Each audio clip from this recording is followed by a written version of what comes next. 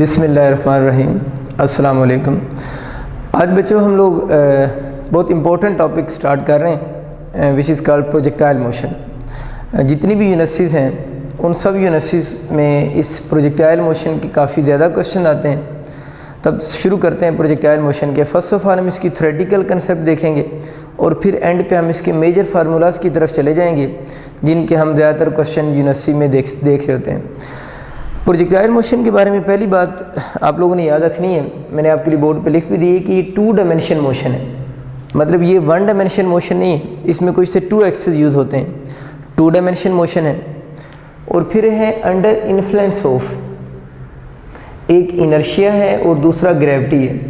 अक्सर बच्चे जब आता है ना which of the following is correct for projectile motion, तो बच्चे 2 डायमेंशन मोशन है अंडर इन्फ्लुएंस ऑफ ग्रेविटी सिर्फ चूज़ कर देते हैं। तो आप लोगों ने याद रखना है under influence of inertia and gravity both option होंगे। मतलब सिंगल आप लोगों ने चूज़ करना, इनर्शिया एंड ग्रेविटी दोनों होंगी। यानी इसकी मोशन को जो चीज़ कंट्रोल करती है वो इनर्शिया और ग्रेविटी कंट्रोल करता है।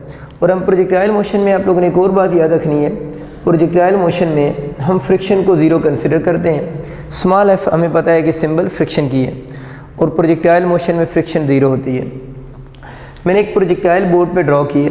सपोज़ करें मैंने इस प्रोजेक्टाइल को पॉइंट ओ से, इस बॉडी को पॉइंट ओ से थ्रो किया है और इस बॉडी की जो इनिशियल वेलोसिटी है वो वी आई है और ये हॉरिजॉन्टल के साथ एंगल थीटा बना रही है। इनिशियली इस बॉडी ने ओ पॉइंट तक मूव करके गई है, यानी ओ पॉइंट से लेकर ए पॉइंट तक इसकी अपवर्ड मोशन है और ए पॉइंट से ऑनवर्ड इसकी डाउनवर्ड मोशन स्टार्ट होगी।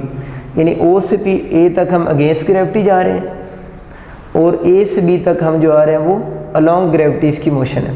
अच्छा ठीक हो गया। एक वर्ड मैंने और यूज़ किए, ये जो पाथ फॉलो किया है ना प्रोजेक्टाइल ने, ये लिखा हुआ है द पाथ फॉलोड, ये पाथ है ना जो प्रोजेक्टाइल ने फॉलो किया है। इस पाथ फॉलोड को हम क्या बोलते हैं, ट्रेजेक्ट्री भी कहते हैं। यानी प्रोजेक्टाइल की ट्रेजेक्ट्री का मतलब क्या होगा, प्रोजेक्टाइल जो भी पाथ फॉलो करता है उसको उसकी हम क्या बोलेंगे, ट्रेजेक्ट्री। अब एमसीक्यूज़ ये आएगा पेपर में कि प्रोजेक्टाइल की ट्रेजेक्ट्री कौन सी होती है, तो आप लोगों ने ऑप्शन में चूज़ करना है पैराबोलिक वर्ड चूज़ करेंगे क्योंकि इस शेप को हम पैराबोला शेप बोलते हैं ना। तो ये आप लोगों ने याद रखना है कि प्रोजेक्टाइल की अगर आप लोगों से ट्रेजेक्ट्री पूछे तो प्रोजेक्टाइल की बच्चों जो ट्रेजेक्ट्री होती है वो पैराबोलिक ट्रेजेक्ट्री होती है। अभी मैंने आपको ये बताया है कि प्रोजेक्टाइल मोशन 2 डायमेंशन मोशन है। अगर बच्चों ये 2 डायमेंशन मोशन है तो इसका मतलब है कि इसकी जितनी भी चीज़ें होंगी हर चीज़ के 2 कंपोनेंट होंगे, एक एक्स कंपोनेंट होगा और एक उसका वाई कंपोनेंट होगा।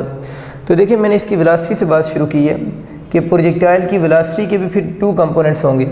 इस डायग्राम को थोड़ा देखें, अगर ये इनिशियल वेलोसिटी वी आई है तो यहाँ से मैंने परपेंडिकुलर ड्रॉ किया, जो कंपोनेंट इसका अलॉन्ग एक्स एक्सिस बनेगा वो वी आई एक्स हो जाएगा और जो कंपोनेंट आपका वेलोसिटी का अलॉन्ग वाई एक्सिस बन रहा है वो कौन सा, वी आई वाई हो जाएगा।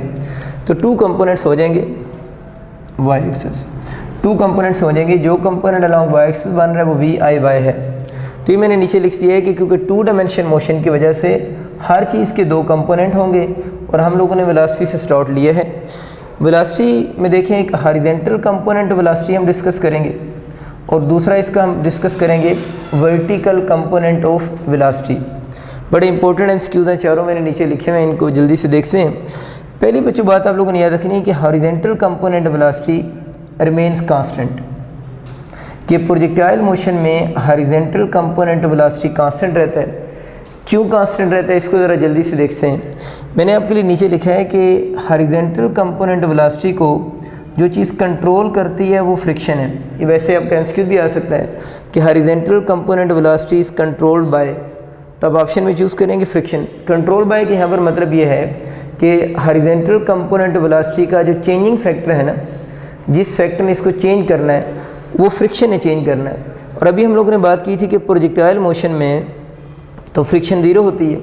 अगर बच्चों प्रोजेक्टाइल मोशन में फ्रिक्शन ज़ीरो होती है इसका मतलब है कि जो horizontal component velocity of projectile है उसने फिर कभी भी चेंज नहीं होना, क्योंकि उसका जो चेंजिंग फैक्टर है, कंट्रोल मीन जिस चीज़ ने इसको चेंज करना था, किसको, हॉरिजॉन्टल कंपोनेंट वेलोसिटी को, वो फ्रिक्शन थी।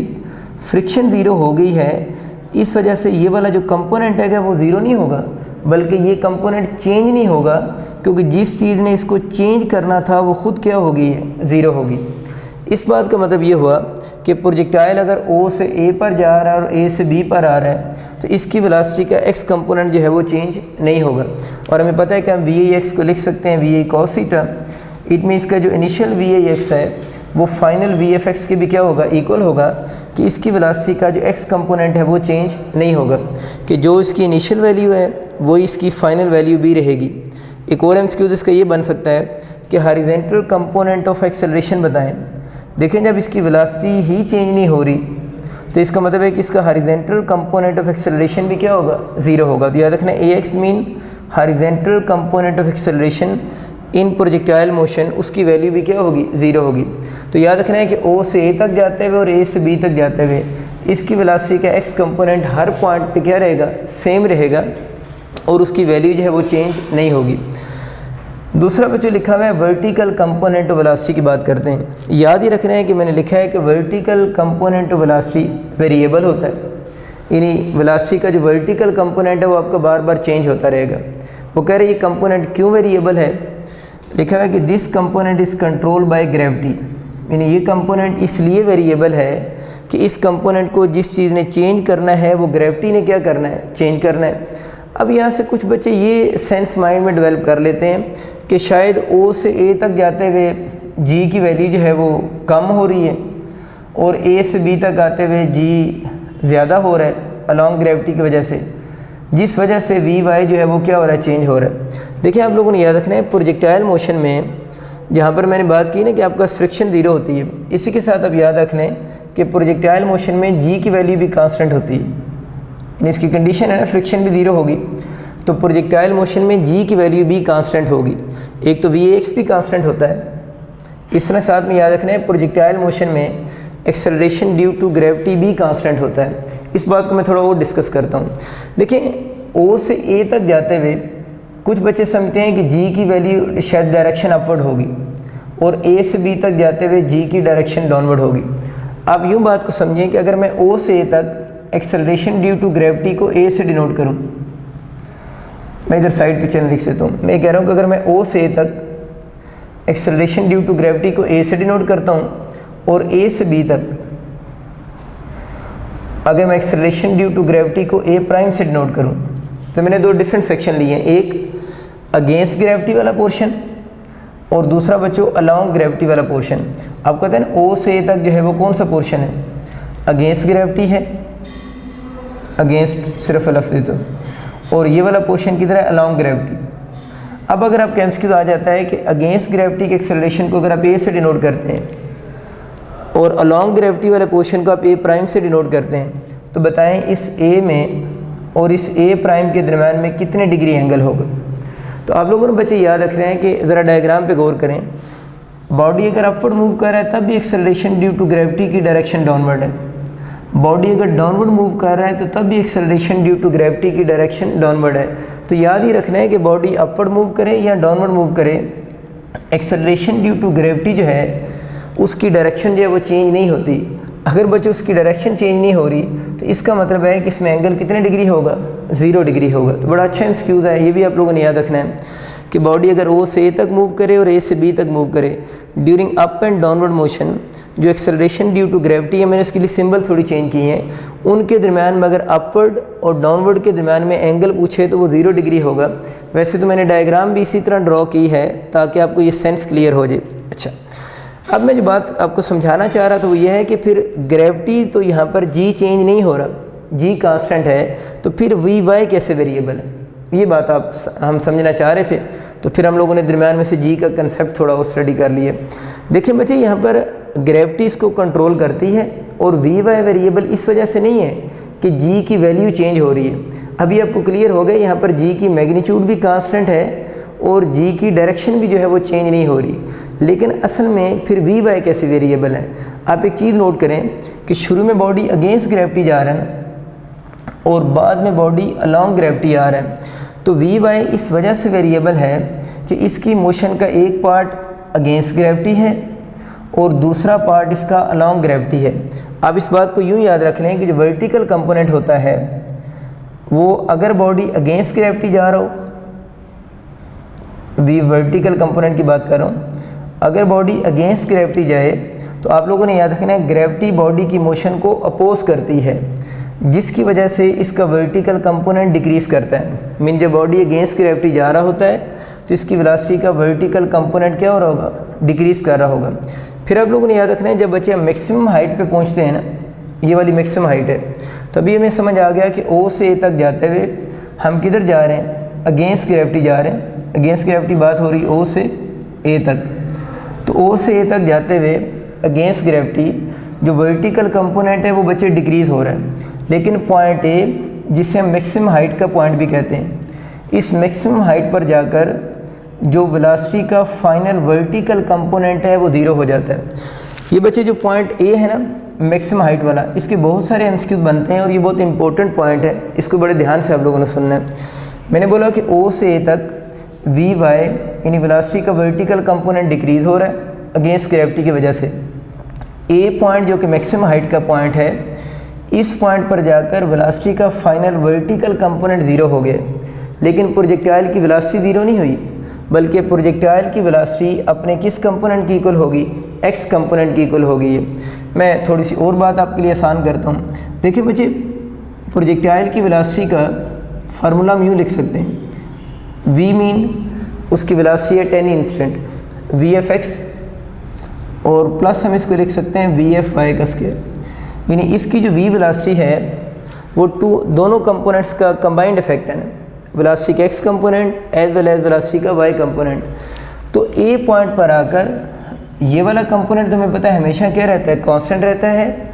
इसका ये वाला जो कंपोनेंट है वी एफ वाई वो क्या हो गया, 0 हो गया। तो कुछ बच्चे समझते हैं मैक्सिमम हाइट पर इसकी वेलोसिटी 0 होगी। तो प्रोजेक्टाइल बच्चे 1 डायमेंशन मोशन नहीं है, प्रोजेक्टाइल कौन सी 2 डायमेंशन मोशन है। वो बात हम 1 डायमेंशन मोशन में पढ़ते हैं।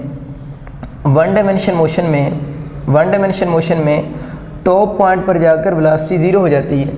लेकिन 2 डायमेंशन मोशन में आपको क्लियर हो रहा है कि अगर इस फार्मूले में वी एफ वाई को 0 भी पुट कर दूं तो your v equal to v F x कैसे हो गया, क्योंकि इसका ये स्क्वायर अंडर रूट से कैंसिल हो गया है। तो ये पॉइंट आप लोगों ने याद रखना है कि मैक्सिमम हाइट के ऊपर प्रोजेक्टाइल मोशन में उसकी वेलोसिटी 0 नहीं होती, बल्कि उसकी वेलोसिटी क्या हो जाती है, मिनिमम हो जाती है।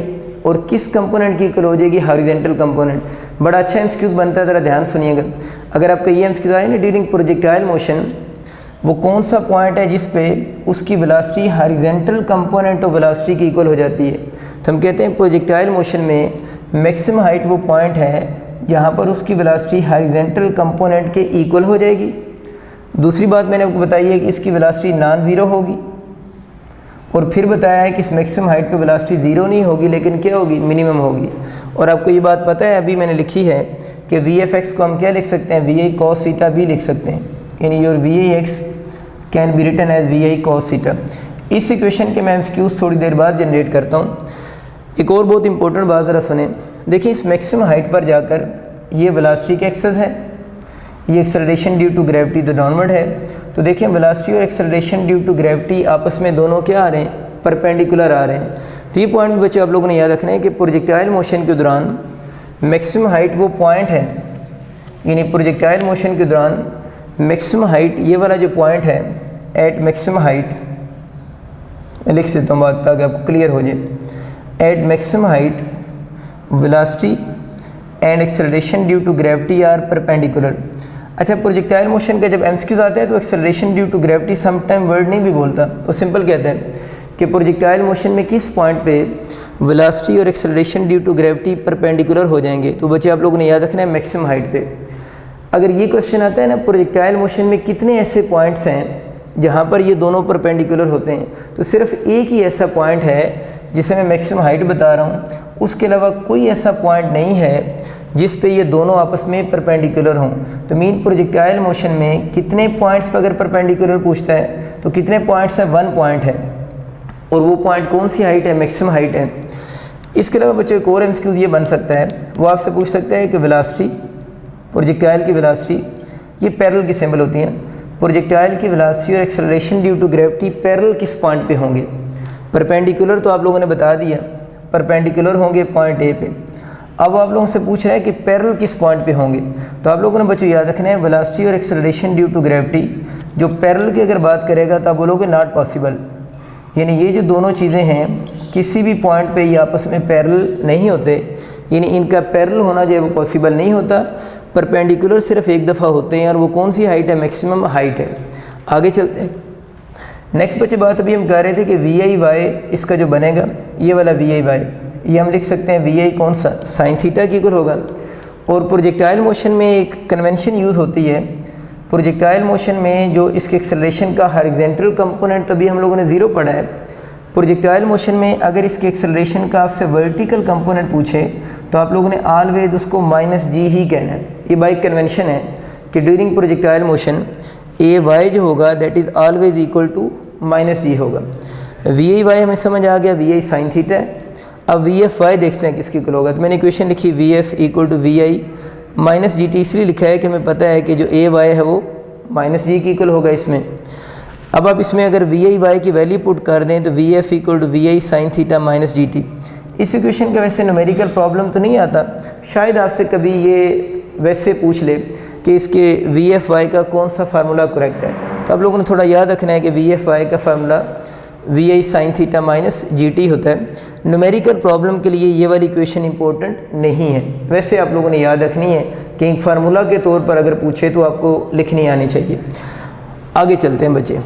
अब हम बात ये कर रहे हैं कि पॉइंट O से बॉडी A पर गया और A से B पर गया, और हम ये कह रहे हैं कि इस केस में फ्रिक्शन ज़ीरो है। तो दूसरी बच्चे बात आप लोगों ने याद ही रखनी है, जो मैं अपने पिछले लेक्चर में भी आप लोगों के साथ डिस्कस कर रहा था, वो ये है कि इसमें जो पॉइंट O है और जो पॉइंट B है, पॉइंट O और पॉइंट B का लेवल तो सेम है। इसका मतलब ये हुआ कि प्रोजेक्टाइल मोशन में जो पॉइंट O है उस पर जो बॉडी की स्पीड होगी और पॉइंट B पे बॉडी की स्पीड क्या होगी, सेम होगी, यानी प्रोजेक्टाइल की स्पीड सेम होगी। और अगर पूछता है कितनी होगी तो आप लोगों ने कहना मैक्सिमम होगी। इट मीन पॉइंट O और पॉइंट B पे स्पीड सेम होती है, और अगर आपसे पूछे तो क्या होगी, मैक्सिमम होगी प्रोजेक्टाइल मोशन में। और बता दिया है कि इसकी स्पीड जो मिनिमम होगी वो किस पॉइंट पर होगी, पॉइंट A पे इसकी स्पीड क्या होगी, मिनिमम होगी। अब अगर आपको क्वेश्चन ये आ जाता है कि प्रोजेक्टाइल मोशन में लेट्स से पॉइंट A पे आपको स्पीड गिवन है 5 मीटर पर सेकंड, तो हमें पता है कि अगर पॉइंट O पे स्पीड जो होगी वही स्पीड किस पॉइंट पर होगी, B पॉइंट पर होगी, क्योंकि इन दोनों पॉइंट का लेवल सेम है और फ्रिक्शन ज़ीरो है। फ्रिक्शन ज़ीरो हो तो हम लोगों ने लास्ट लेक्चर में पढ़ा था कि दोनों पॉइंट की स्पीड क्या होगी, सेम होगी। और स्पीड सेम होने वाला कंसेप्ट O और B पॉइंट की ये तो 1 डायमेंशन में भी है और किस में, 2 डायमेंशन दोनों में एग्जिस्ट करता है, लेकिन फ्रिक्शन ज़ीरो हो। तो इस तरह का भी एमसीक्यू आ सकता है कि आपको प्रोजेक्टाइल के स्टार्टिंग पॉइंट की स्पीड गिवन हो और आपसे पूछे सेम लेवल पे प्रोजेक्टाइल जब हिट करेगा तब इसकी स्पीड बताएं, तो दोनों जगह आपको बताया स्पीड सेम होगी और क्या होगी, मैक्सिमम होगी। अब बच्चे एक और बात साथ में ये लिख लेते हैं। हमें ये तो समझ आ गया पॉइंट O और B पे, यानी जहाँ से आप लोगों ने इसको लॉन्च की है और जहाँ पर हिट की है, अगर वहाँ पर स्पीड मैक्सिमम है तो हम कह सकते हैं कि इन दोनों पॉइंट्स पे, O पॉइंट पे और B पॉइंट पे काइनेटिक एनर्जी भी क्या होगी, यानी kinetic energy at point O और kinetic energy at point B, ये दोनों आपस में सेम होगी और काइनेटिक एनर्जी इसकी क्या होगी, मैक्सिमम होगी। इसमें मतलब कि O पॉइंट और B पॉइंट पे काइनेटिक एनर्जी क्या होती है, मैक्सिमम होगी। और अगर इसी तरह हम इसकी पोटेंशियल एनर्जी की बात करें और काइनेटिक मिनिमम भी चलिए लिख देता हूँ पहले, काइनेटिक इसकी मिनिमम किस पॉइंट पे होगी, पॉइंट A पे इसकी काइनेटिक एनर्जी क्या होगी, मिनिमम होगी। यानी O और B पे काइनेटिक एनर्जी मैक्सिमम है और काइनेटिक एनर्जी मिनिमम किस पॉइंट पर है, A पॉइंट पर है। एक मैंने आपके लिए एमसीक्यू लिखा है, वो ज़रा देखें, बड़ा अच्छा कंसेप्ट है कि व्हेन प्रोजेक्टाइल मोशन का क्वेश्चन है, when during projectile motion kinetic energy जो है वो कंप्लीट कन्वर्ट हो जाती है पोटेंशियल एनर्जी में। ये उसका क्वेश्चन है कि प्रोजेक्टाइल मोशन में किस पॉइंट पे काइनेटिक एनर्जी कंप्लीटली कन्वर्ट हो जाएगी पोटेंशियल एनर्जी में, और ऑप्शन से लिखें पॉइंट O पे, A पे, B पे। देखिए बच्चे आप एक कंसेप्ट ये समझें, kinetic energy complete convert potential energy में उस वक्त होगी जब काइनेटिक एनर्जी ने क्या होना, ज़ीरो होना। यानी वो पॉइंट जिस पॉइंट पे काइनेटिक एनर्जी ज़ीरो होगी उस वक्त काइनेटिक एनर्जी ने कंप्लीट कन्वर्ट होना है पोटेंशियल एनर्जी में। तो अब ज़रा खुद सोचो कि प्रोजेक्टाइल मोशन में किस पॉइंट पे काइनेटिक एनर्जी ज़ीरो है, और B पे काइनेटिक एनर्जी क्या है, मैक्सिमम है, क्या A पे काइनेटिक एनर्जी ज़ीरो है। देखें A पॉइंट पे जब स्पीड ही ज़ीरो नहीं है तो A पॉइंट पे काइनेटिक एनर्जी जो होगी वो मिनिमम ज़रूर होगी लेकिन ज़ीरो की इक्वल नहीं होगी। तो आप लोगों ने याद रखना है प्रोजेक्टाइल मोशन में कोई भी ऐसा पॉइंट नहीं है जहाँ पर प्रोजेक्टाइल की काइनेटिक एनर्जी ज़ीरो हो जाए। इस बात का मतलब यह है कि ड्यूरिंग प्रोजेक्टाइल मोशन प्रोजेक्टाइल की काइनेटिक एनर्जी किसी पॉइंट पे ज़ीरो नहीं होती। ये एमसीक्यूज़ भी याद रखना है। अब इस एमसीक्यूज़ का फिर क्या आंसर बनेगा कि कब काइनेटिक एनर्जी कंप्लीट कन्वर्ट हो जाएगी पोटेंशियल में। काइनेटिक एनर्जी ने कंप्लीट कन्वर्ट होना था पोटेंशियल में जब काइनेटिक अगर किसी पॉइंट पे ज़ीरो होती। और अभी हम लोगों ने सीखा है कि प्रोजेक्टाइल मोशन में किसी भी पॉइंट पे काइनेटिक ज़ीरो नहीं हो रही। इसका मतलब ये है कि प्रोजेक्टाइल मोशन में काइनेटिक का पोटेंशियल में कंप्लीट कन्वर्ट होना जो है वो पॉसिबल नहीं है। बहुत इंपॉर्टेंट बात है, इसको आप लोगों ने माइंड में रखना है। इसके बाद अगर हम फर्दर डिस्कस करते हैं तो इस पॉइंट पे काइनेटिक एनर्जी को, यानी ओ पॉइंट पे काइनेटिक एनर्जी को मैं के से डिनोट कर रहा हूँ, बल्कि हम ये कर लेते हैं पॉइंट ए पे काइनेटिक एनर्जी की सिंबल हम के लिख लेते हैं। और जो पॉइंट ओ है, इस पॉइंट ओ पे काइनेटिक एनर्जी की जो सिंबल है उसे हम के मैक्स लिख लेते हैं।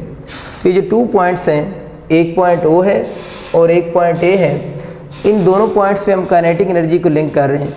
अगर इन दोनों पॉइंट्स पे हम काइनेटिक एनर्जी को लिंक करें तो काइनेटिक एनर्जी इक्वल टू के मैक्स कॉस स्क्वायर थीटा हो जाएगी। ये बता रहा हूँ अगेन कि ये काइनेटिक एनर्जी की मिनिमम वैल्यू है जो कि एट पॉइंट ए है, और के ई मैक्सिमम काइनेटिक एनर्जी है जो कि इसकी पॉइंट आपके पास ओ पॉइंट पर होगी, और कॉस स्क्वायर थीटा, थीटा ये वाला एंगल है ना।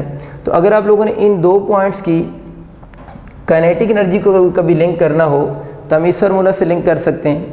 इसी तरह अगर आप लोगों ने इनकी पोटेंशियल एनर्जी को लिंक करना हो, यानी इन पॉइंट्स के अगर हम पोटेंशियल एनर्जी को लिंक करें तो पोटेंशियल एनर्जी का फार्मूला ये बन सकता है, potential energy equal to E T mean total energy, ओ कॉस स्क्वायर थीटा इसको लिख सकते हैं, या ई टोटल की जगह पर आप के मैक्स भी लिख सकते हैं। तो पोटेंशियल एनर्जी इक्वल टू हो जाएगी के max into cos square theta हो जाएगी। अब देखते हैं इसके क्वेश्चन किस तरह के बनते हैं। एक तो इसके आपको डायरेक्ट फार्मूला याद होना चाहिए। लेट्स से आपसे ये पूछ सकता है कि प्रोजेक्टाइल मोशन में काइनेटिक एनर्जी और मैक्सिमम काइनेटिक एनर्जी की रेशियो बताओ। तो आप इसी फार्मूले के अकॉर्डिंग देखें, उसकी जो रेशियो बनेगी वो कॉस स्क्वायर थीटा ओवर 1 हो जाएगी। यानी प्रोजेक्टाइल मोशन में अगर इन दोनों काइनेटिक एनर्जीज़ की रेशियो पूछेगा कॉस स्क्वायर थीटा ओवर 1 होगी। इसी तरह अगर पोटेंशियल एनर्जी की इक्वेशन पूछेगा तो उसमें आप लोगों ने याद रखना है कॉस स्क्वायर थीटा नहीं आएगा, बल्कि उस इक्वेशन में आप लोगों के पास साइन स्क्वायर थीटा होगा। वो गलती से कॉस स्क्वायर थीटा लिखा हुआ था, कि यहाँ पर कॉस स्क्वायर थीटा नहीं होगा बल्कि इसमें साइन स्क्वायर थीटा होगा। इसी तरह अगर आपसे पोटेंशियल एनर्जी की या टोटल एनर्जी के साथ रेशियो पूछे या पोटेंशियल की के मैक्स के साथ रेशियो पूछे तो उस फार्मूले में बचे आप लोगों ने साइन स्क्वायर थीटा यूज़ करना है। इसके क्वेश्चन बनाते हैं ताकि आपको आइडिया हो जाए।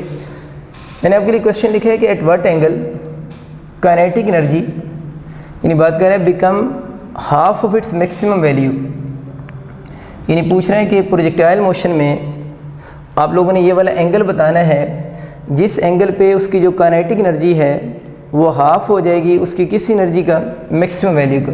यानी ये चीज़ लिखी हुई है कि आपसे क्वेश्चन में एंगल डिमांड कर रहा है कि at what angle kinetic energy become half of its maximum value. आप लोगों ने वो चीज़ बतानी है। अब इसमें ना बच्चे इस हाफ की जगह पर कोई भी नंबर आ सकता है। आप लोगों ने याद रखना है कि काइनेटिक एनर्जी का कोई भी क्वेश्चन आए जिसमें काइनेटिक और मैक्सिमम काइनेटिक को लिंक करेगा तो इस फार्मूले में इस 1/2 की जगह पर कोई भी नंबर हो सकता है। अब आप लोगों ने इस क्वेश्चन को सॉल्व कैसे करना है, यहाँ पर जो भी नंबर होगा आप लोगों ने उस नंबर को कॉस स्क्वायर थीटा के इक्वल लिख देना है। यानी काइनेटिक और मैक्सिमम काइनेटिक का जो भी क्वेश्चन आएगा यहाँ पर जो नंबर लिखा होगा उसको आप लोगों ने किसकी इक्वल, कॉस स्क्वायर थीटा की इक्वल लिखना है। हम कॉस स्क्वायर थीटा की इक्वल क्यों लिख रहे हैं, असल में बच्चे मैंने इस इक्वेशन को इस बेसिक इक्वेशन से कंपेयर किया है। तो देखिए काइनेटिक से कंपेयर हुआ, काइनेटिक मैक्सिमम से कंपेयर हुआ, और जो कॉस स्क्वायर थीटा यहाँ पर है उसको हम लोग क्या लिख सकते हैं, 1/2 लिख सकते हैं। तो इन शॉर्ट आप याद रख सकते हैं कि जब भी कोई इस तरह का क्वेश्चन आएगा यहाँ पर जो नंबर होगा अगर हम इस इक्वेशन को इससे कंपेयर करें तो वो 1/2 किसके सामने आ जाएगा, कॉस स्क्वायर थीटा की इक्वल आ जाएगा। लेकिन आप इसको डायरेक्ट भी बात को याद रख सकते हैं, यहाँ पर जो भी नंबर होगा वो कॉस स्क्वायर थीटा की इक्वल होगा। यही बच्चे क्वेश्चन अगर पोटेंशियल एनर्जी का पूछा जाता, when potential energy become half of its maximum value, यानी पोटेंशियल एनर्जी का अगर क्वेश्चन पूछा जाता तो आप लोगों ने उस केस में याद रखना था कि इस फार्मूला में कॉस स्क्वायर थीटा के बजाय क्या चीज़ आना था, साइन स्क्वायर थीटा ने आ जाना था। खैर इसको सॉल्व करते हैं। हमें कॉस स्क्वायर थीटा तो नहीं चाहिए, हमें तो थीटा की वैल्यू चाहिए। इसके लिए बच्चों आप लोगों ने ये करना है कि इसके बोथ साइड पे अंडर रूट ले लें। अगर अंडर रूट लेंगे तो ये स्क्वायर अंडर रूट से कैंसिल हो जाएगा और कॉस थीटा 1/√2 आ जाएगा। और आपको पता है कॉस की वैल्यू 1/√2 किस एंगल पर होगी, 45 डिग्री पर। इसका मतलब ये कि प्रोजेक्टाइल मोशन में काइनेटिक एनर्जी अपनी मैक्सिमम वैल्यू का हाफ किस एंगल पर हो जाएगी, 45 डिग्री पर उसने मैक्सिमम वैल्यू का हाफ हो जाना है। और मैंने आपको बात जनरलाइज बता दी कि इस हाफ की जगह पर कोई और नंबर भी लिखा हुआ हो सकता है, हाफ आना जो है वो ज़रूरी नहीं होता, बल्कि इसको मैं चेंज कर देता हूँ ताकि आपको इस बात का सही कंसेप्ट क्लियर हो जाए। देखिए सपोज़ करें ये क्वेश्चन आपका यूँ आ जाता, आपसे एंगल पूछा होता और आपसे कहता है kinetic energy become equal to 1/4 time of its maximum value हो जाता, यानी kinetic energy 1/4 time of its maximum value होता। तो मैंने क्या बताया, यहाँ पर जो भी नंबर लिखा होना था उसको किसके इक्वल पुट करना था, बिल्कुल अब ठीक बता रहे हैं, कॉस स्क्वायर थीटा। तो कॉस स्क्वायर थीटा 1/4 हो गया, हमें तो थीटा चाहिए होता है। इसके लिए नेक्स्ट स्टेप क्या है, दोनों साइड पे हम लोग क्या ले लेंगे, अंडर रूट। आप लोगों ने अंडर रूट ले लिया, स्क्वायर अंडर रूट से कैंसिल हो जाएगा, तो कॉस थीटा 1/2 हो गया। अब कॉस की वैल्यू 1/2 किस एंगल पर होती है, 60 डिग्री पर। इट मीन्स कि kinetic energy become equal to 1/4 time of maximum value किस एंगल पर होगी, 60 डिग्री पर होगी। तो ये आइडियाज़ आप लोगों ने थोड़ा सा माइंड में रखना है। अभी हम लोगों ने बात की थी कि हम जो पॉइंट AO है और पॉइंट A है, इन दोनों पॉइंट्स की काइनेटिक एनर्जी को कैसे लिंक करेंगे। अब इन दोनों पॉइंट्स के हम स्पीड का लिंक देखते हैं कि पॉइंट O और पॉइंट A पे स्पीड को कैसे लिंक करेंगे। पॉइंट O पे हमें पता है स्पीड को हम VI से डिनोट करते हैं और पॉइंट A पर उसकी जो स्पीड होगी वो x कंपोनेंट की इक्वल हो जाएगी। क्यों होगी वो हम पढ़ चुके हैं, और x component VI cos theta होता है। इस इक्वेशन को बच्चों मैंने यहाँ पर लिख लिया V इक्वल टू ये वाला V, VI cos थीटा यहाँ पर लिख लिया। अब हमें पता ही इस फार्मूले में ये जो VI लिखा हुआ है, this VI is the velocity at point O, और पॉइंट O पे जो वेलोसिटी की वैल्यू होती है वो हम पहले पढ़ चुके हैं, उसकी मैक्सिमम वैल्यू है। तो VI को हम V max भी लिख सकते हैं, क्योंकि ये वाली जो वेलोसिटी की वैल्यू है ये पॉइंट O पर है, और ये वाली आपकी जो वेलोसिटी की वैल्यू लिखी हुई है ये किस पॉइंट पर है, पॉइंट A पर है। अब अगर हम इन दोनों को क्वेश्चन देखते हैं कि इन दोनों का कंबाइंड क्वेश्चन कैसा बनता है। एक तो बच्चों इनका क्वेश्चन ही आ सकता है, आपसे वो क्वेश्चन पेपर में ये पूछ ले कि आप प्रोजेक्टाइल मोशन में V/V max की रेशो बनाओ। तो अगर हम इस V की V max साथ रेशो बनाते हैं तो और V/V max जो बनेगा that is equal to cos theta over 1 हो जाएगा। एक तो ये अंश की याद रखिएगा कि V/V max is equal to cos theta over 1। इसमें जल्दी में कुछ बच्चे गलती भी कर जाते हैं कि अगर V max/V पूछ ले, यानी V max/V पूछे तो 1 ओवर क्या हो जाएगा, cos थीटा हो जाएगा। सेम बात है, बस थोड़ा याद रखना है। अब इसका क्वेश्चन देखते हैं, यानी इस इक्वेशन का एक क्वेश्चन तो आपको मैंने बता दिया रेशो का बनता है, दूसरा क्वेश्चन जिस तरह का काइनेटिक एनर्जी का बना है इसका भी सेम बन सकता है। मीन आपसे पूछ सकता है एट व्हाट एंगल स्पीड और velocity of projectile become half of its maximum value, यानी किस एंगल पर उसकी स्पीड या वेलोसिटी जो है वो हाफ हो जाएगी उसकी मैक्सिमम वैल्यू का। अब एंगल आप लोगों ने बताना है जब स्पीड हाफ हो रही है। तो जब भी ये वाला क्वेश्चन आएगा आप लोगों ने यहाँ पर जो नंबर लिखना होगा उस नंबर को आप लोगों ने हमेशा cos थीटा की इक्वल पुट कर देना। यानी स्पीड ऑफ प्रोजेक्टाइल का जब भी V और V max को लिंक करेगा, यहाँ पर जो भी नंबर लिखा होगा उस नंबर को आप लोगों ने किसकी को लिख देना है, cos थीटा की को लिखना है। क्यों cos थीटा की को लिख रहे हैं वो ज़रा इसको देखें ऊपर वाली इक्वेशन से। देखिए इस इक्वेशन को, ये तो गिवन क्वेश्चन है, इसका बेसिक फार्मूला तो यही है ना। तो असल में हम ये करते हैं कि इस V को V से कंपेयर करते हैं, तो V max किससे, V max से। तो यहाँ पर क्या बच गया cos थीटा, और यहाँ पर cos थीटा के अकॉर्डिंग क्या बचा हुआ 1/2। तो बेहतर है कि आप इसको डायरेक्ट याद रख रहे हैं कि जब भी स्पीड के क्वेश्चन आएंगे प्रोजेक्टाइल मोशन में, यहाँ पर जो नंबर होगा वो cos थीटा की इक्वल होगा। अब कुछ बच्चों से जल्दी में गलती क्या होती है, जब काइनेटिक एनर्जी का क्वेश्चन आएगा तो उसमें cos स्क्वायर से कंपेयर करते थे हम लोग, लेकिन जब स्पीड का क्वेश्चन आएगा तो उसमें cos स्क्वायर नहीं है, उसके फार्मूले में देख लें क्या आ रहा है, cos थीटा। और वही बात कि cos की वैल्यू हम देखेंगे किस एंगल पर 1/2 होती है, वो आपको याद है 60 डिग्री पर होगी। तो इसका ऑप्शन अब आप लोगों का C बनेगा। ज़रूरी नहीं है बच्चे यहाँ पर आपके पास 1/2 ही आए। सपोज़ करते हैं अगर मैं इसको चेंज कर दूँ, लेट्स से अगर मैं इसको यूँ लिख सकता हूँ, इसको मैं 1/√2 लिख सकता हूँ। तो अब आप लोगों ने देखना है कौन सा एंगल बनेगा। तो क्या बताया, यहाँ पर जो भी नंबर लिखा होगा उसको cos की इक्वल पुट करेंगे। तो अब आपके पास जो बनेगा your cos theta become equal to 1/√2 बनता है। ये तो बहुत फेमस वैल्यू है कि cos की वैल्यू आपका पास एंगल जिस एंगल पे cos 1/√2 हो जाता है वो आपको याद है कितनी डिग्री होगा, 45 डिग्री होगा। तो अगर इस तरह के क्वेश्चन आते हैं तो आप उनको ईजिली सॉल्व कर सकते हैं। नेक्स्ट बच्चे मूव करते हैं, बहुत इंपॉर्टेंट चंद चीज़ें हैं। एक है रेंज ऑफ प्रोजेक्टाइल। रेंज का मतलब ये होता है कि अगर आप लोगों ने प्रोजेक्टाइल को पॉइंट ओ से थ्रो किया है और उसने जाकर पॉइंट बी पे हिट किया है, तो प्रोजेक्टाइल ने अपनी मोशन के दौरान जितना ये टोटल हॉरिजॉन्टल डिस्टेंस कवर किया है ना, यानी ओ से बी तक इसने टोटल हॉरिजॉन्टल जो डिस्टेंस कवर किया है, तो maximum horizontal distance covered by the projectile is called its range. तो रेंज बेसिकली इसका मैक्सिमम हॉरिजॉन्टल डिस्टेंस होता है और इस मैक्सिमम हॉरिजॉन्टल डिस्टेंस को हम इसकी रेंज कहते हैं। आगे लिखा हुआ हाइट। हाइट बच्चे हम यहाँ से लेते हैं, ये जो वर्टिकल डिस्टेंस होता है, this vertical distance is named as height. इस वर्टिकल डिस्टेंस को या मैक्सिमम वर्टिकल डिस्टेंस को हम हाइट बोलते हैं। ये आपके लिए मैंने लिखा भी हुआ है, maximum vertical distance is called height. Time of flight क्या है, देखिए आप लोगों ने इसको ओ से थ्रो किया है, ओ से ए पर गया है, देन ए से बी तक आया है। इस टोटल जर्नी का जो टाइम होगा that time is named as time of flight. लिखा हुआ है आप लोगों के लिए, total time to complete journey is named as time of flight. अब हम इनके फार्मूलाज को देख लेते हैं। रेंज का जो फार्मूला बनता है we I square sine 2θ/g होता है। वी आई वो इनिशियल वेलोसिटी इसकी। हाइट का फार्मूला आपके सामने है, वी आई का स्क्वायर साइन स्क्वायर θ/2g है और टाइम ऑफ फ्लाइट भी इसी तरह 2vi sin θ/g है। ये इनके फार्मूलाज बनेंगे। अब हम इनके बारी बारी क्वेश्चन देखते जाते हैं। सबसे पहले जो क्वेश्चन बचे आते हैं आप लोगों के, वो एंगल के क्वेश्चन आते हैं, यानी एंगल के आप लोगों से क्वेश्चन पूछेगा। तो बहुत फेमस बात है कि आपसे अगर पूछते हैं प्रोजेक्टाइल की रेंज किस एंगल पे मैक्सिमम होगी। देखिए असल में इन सारे फार्मूलाज में जो फंक्शन लिखा है वो साइन लिखा हुआ है, इसमें भी साइन है, इसमें भी साइन लिखा हुआ है और इसमें भी साइन। और हमें पता है साइन की सबसे बड़ी वैल्यू 1 होती है, यानी साइन की लार्जर, क्योंकि साइन का जो फंक्शन होता है आप लोगों को पता है वो +1 से लेकर -1 के तक होता है, यानी उसकी लार्जर वैल्यू 1 होती है। तो अगर आपसे पूछता है रेंज कब मैक्सिमम होगी, तो आप लोगों ने याद रखना है जब इस साइन की जगह पर कितना आ जाएगा 1, तो साइन की जगह यहाँ 1 कब आएगा, जब यहाँ पर जो sin 2θ लिखा हुआ है उसको आप 1 लिखोगे। तो ये भी थोड़ी बात याद रखनी है। आपका यूँ भी एमसीक्यू आ सकता है कि रेंज मैक्सिमम के लिए कौन सा ऑप्शन करेक्ट है, तो आप लोगों ने याद रखना है कि व्हेन sin 2θ = 1 हो जाए तब उसकी रेंज मैक्सिमम होगी। और आप लोगों ने याद रखना है कि sin 2θ = 1 जब होगा देन रेंज मैक्सिमम होगी। और अगर आपसे ये एंगल पूछ लें कि किस एंगल पे रेंज मैक्सिमम होगी, तो वो आप लोगों ने याद रखना है वो 45 डिग्री है कि 45 डिग्री पे रेंज मैक्सिमम होगी।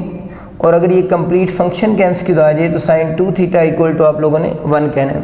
असल में देखें ना, अगर मैं यहाँ पर ये थीटा 45 डिग्री पुट करूँ, यहाँ पर मैं थीटा 45 डिग्री पुट करता हूँ तो sin 2 × 45 sin 90 और sin 90 किसकी इक्वल हो जाता है 1। तो ये एक ही बात लिखी हुई है, लेकिन एमसीक्यू डिफरेंट बनते हैं ना। अगर एंगल होगा तो 45 डिग्री चूज़ करना है, अगर साइन का फंक्शन होगा तो sin 2θ = 1 आप चूज़ करेंगे फॉर मैक्सिमम रेंज। और ये बात आपको क्लियर होगी कि इसमें अगर 45 डिग्री पुट करें तो sin 2 × 45 टोटल कितना बना 90 और sin 90 पे 1 हो जाता है। तो दो बड़ी अच्छी बातें आपको समझ आ गई।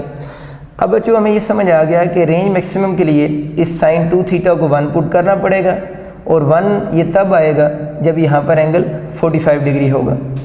तो इस sin 2θ को मैंने 1 पुट कर दिया इस नीचे वाली इक्वेशन में, तो ये जो रेंज होगी वो मैक्सिमम होगी। ये भी आपका एमसीक्यू आ सकता है। आपसे अगर पूछे मैक्सिमम रेंज का फार्मूला क्या होता है, तो आपको आना चाहिए vi²/g होता है। या प्रोजेक्टाइल मोशन में इस तरह का न्यूमेरिकल भी आ सकता है कि आपको क्वेश्चन में vi की वैल्यू गिवन हो, vi आपको पता है इनिशियल वेलोसिटी ऑफ प्रोजेक्टाइल है, तो हम उसकी क्या बता सकते हैं, मैक्सिमम रेंज बता सकते हैं। तो इसका आप लोगों ने याद रखना है, इसका एमसीक्यू आपका बन सकता है। प्रोजेक्टाइल मोशन में अगर हमें प्रोजेक्टाइल की जस्ट इनिशियल वेलोसिटी की वैल्यू गिवन हो तो इस फार्मूला को यूज़ करके हम उसकी मैक्सिमम रेंज कैलकुलेट कर सकते हैं। अब ज़रा दोबारा देखें, अब ये जो ऊपर वाला फार्मूला लिखा हुआ है, इस फार्मूला में आप लोगों के पास vi²/g लिखा हुआ है। देखिए vi²/g अभी हम लोगों ने नीचे देखा है कि और vi²/g जो है that is equal to r max है। अगर vi²/g r max है तो इस ऊपर वाले फार्मूला में हम इसको लिख सकते हैं योर r = vi² की जगह पर r max और sin थीटा। ये बहुत इंपॉर्टेंट फार्मूला है। अभी फिर हम इसके क्वेश्चन देखते हैं कि इसके किस टाइप के क्वेश्चन बनेंगे। इसी का एक बेसिक सा क्वेश्चन पहले देख लें कि अगर आपसे प्रोजेक्टाइल मोशन में आर ओवर आर मैक्स की रेशियो पूछे तो प्रोजेक्टाइल मोशन में आर ओवर आर मैक्स की रेशियो साइन थीटा ओवर क्या बनेगी, 1 की इक्वल होगी। इसी तरह अगर हम हाइट की बात करते हैं, उसको हम डिफ़ाइन कर चुके हैं, फार्मूला आपके सामने है। और मैक्सिमम हाइट अगर आप लोगों से पूछता है, देखिए मैंने यहाँ पर एंगल लिखा हुआ है 90 डिग्री। असल में आप ज़रा खुद सोचो, अगर ये वाला एंगल 90 डिग्री हो जाए, इस एंगल की बात हो रही है, अगर ये वाला एंगल 90 डिग्री हो जाए तो ये मोशन 2 डायमेंशन से, एंगल 90 कब होगा, जब बॉडी वर्टिकली अपवर्ड मूव करेगा, तो 2 डायमेंशन से तो फिर ये 1 डायमेंशन हो जाएगी। इसका मतलब है कि एंगल अगर हम यहाँ 90 डिग्री प्रोजेक्टाइल मोशन में यूज़ करें तो उसकी मोशन 2 डायमेंशन से कितनी हो जाएगी, 1 डायमेंशन हो जाएगी। इसलिए मैंने यहाँ पर अप्रोक्सीमेट का साइन लिखा हुआ है। असल में जो एंगल अप्रोक्सीमेट मैंने 90 लिखा हुआ है, होता प्रोजेक्टाइल मोशन में 89.9 डिग्री है। तो अगर आपसे पूछे ना हाइट किस एंगल पे मैक्सिमम होगी, तो हम बोलेंगे 89.9 डिग्री पे मैक्सिमम होगी। क्योंकि एमसीक्यूज में 89.9 डिग्री वर्ड यूज़ नहीं होता, इसलिए हम लोग फिर उसकी रिप्लेसमेंट में उसको राउंड ऑफ करके 90 डिग्री चूज़ कर लेते हैं। तो अगर आपसे पूछे हाइट किस एंगल पे मैक्सिमम होगी, अगर 89.9 डिग्री ऑप्शन ना हो तो उसकी रिप्लेसमेंट में फिर हम लोग 90 डिग्री चूज़ करेंगे। इसी तरह अगर आपसे वैसे पूछ ले कि हाइट मैक्सिमम के लिए ये वाला फार्मूला पूछ ले साइन किसकी इक्वल होगा, तो आप लोगों को समझ आ गया है कि sine square theta must be equal to 1 होना चाहिए, तब हाइट मैक्सिमम होगी। ठीक होगी बात। अब हमें पता है कि अगर साइन स्क्वायर थीटा को मैं 1 पुट कर दूं तो H max equal to we I square over G हो जाएगा। हाइट मैक्सिमम का जिस तरह आपको रेंज का क्वेश्चन बताया, वी आई गिवन हो तो आप आर मैक्स भी बता सकते हैं, वी आई गिवन हो तो आप उसकी मैक्सिमम हाइट भी कैलकुलेट कर सकते हैं। अब अच्छी तरह ये देखें इस फार्मूला में, और साथ में 2 भी आएगा, we I square over 2g। इस ऊपर वाले फार्मूला में ये we I square over 2g दोबारा लिखा हुआ है। इस वी आई स्क्वायर ओवर 2g की जगह पर हम एच मैक्स लिख सकते हैं। तो अगर इसको मैं इस ऊपर वाली इक्वेशन में पुट करूँ तो H equal to H max sine square theta हो जाएगा। बहुत इंपॉर्टेंट फार्मूला। इन सारे फार्मूलाज के आर मैक्स के, एच मैक्स वगैरह के क्वेश्चन एक जैसे बनते हैं। इसी तरह जिस तरह इसका मैंने रेशियो का क्वेश्चन लिखा है, इसका भी सेम रेशियो का क्वेश्चन आएगा कि your H over H max sine square theta over 1 हो जाएगा। टाइम को भी आप इसी तरह ही लिख सकते हैं। टाइम में भी साइन, टाइम कब मैक्सिमम होगा, जब साइन थीटा किसकी इक्वल हो जाएगा 1। इसमें भी एंगल तो असल में 89.9 डिग्री ही बनता है, लेकिन हम उसको अप्रोक्सीमेट करके 90 डिग्री कर देते हैं। अब साइन थीटा को अगर हम यहाँ पर 1 पुट कर देंगे तो टी मैक्स आ जाएगा, जिसका formula V I 2vi over G होगा। अगेन वी आई गिवन हो तो टी मैक्स कैलकुलेट हो सकता है। इस ऊपर वाले फार्मूला में देखें ये लिखा हुआ है 2vi ओवर जी, और ये 2vi ओवर जी जो है इसको हम क्या लिख सकते हैं, टी मैक्स लिख सकते हैं। तो ये फार्मूला बन जाएगा T equal to T max sine theta. बहुत इंपॉर्टेंट फार्मूला। और अगर इन दोनों की आपसे रेशियो पूछता है तो यो T over T max equal to हो जाएगा साइन थीटा ओवर 1 की इक्वल हो जाएगा। अभी हम लोगों ने जो प्रोजेक्टाइल मोशन के रिलेशन देखे हैं, अब हम उनके क्वेश्चंस देखते हैं कि उनके क्वेश्चन किस तरह बनेंगे। पहला जो क्वेश्चन मैंने आपके लिए बोर्ड पे लिखा है, उसमें मैंने रेंज और मैक्सिमम रेंज को लिंक करके क्वेश्चन बनाया। ज़रा देखें क्या लिखा है। उसमें लिखा है एट व्हाट एंगल, आपसे एंगल पूछ रहा है। इसमें range of projectile become half of its maximum value, यानी ये क्वेश्चन है। आपसे इस क्वेश्चन में थीटा पूछ रहा है कि आप एंगल बताएं जब range of projectile become half of its maximum value हो जाएगी। अब हम इस क्वेश्चन को हम कैसे सॉल्व करेंगे। अभी मैंने इसके ऊपर जो थोड़ी देर पहले फार्मूला बनाया था वो लिखा हुआ है। हम इस क्वेश्चन को सॉल्व करने के लिए, एंगल बताने के लिए इसको अपने बेसिक फार्मूला से कंपेयर करेंगे। तो देखें आर से कंपेयर होगा, आर मैक्स को हम आर मैक्स से कंपेयर करेंगे।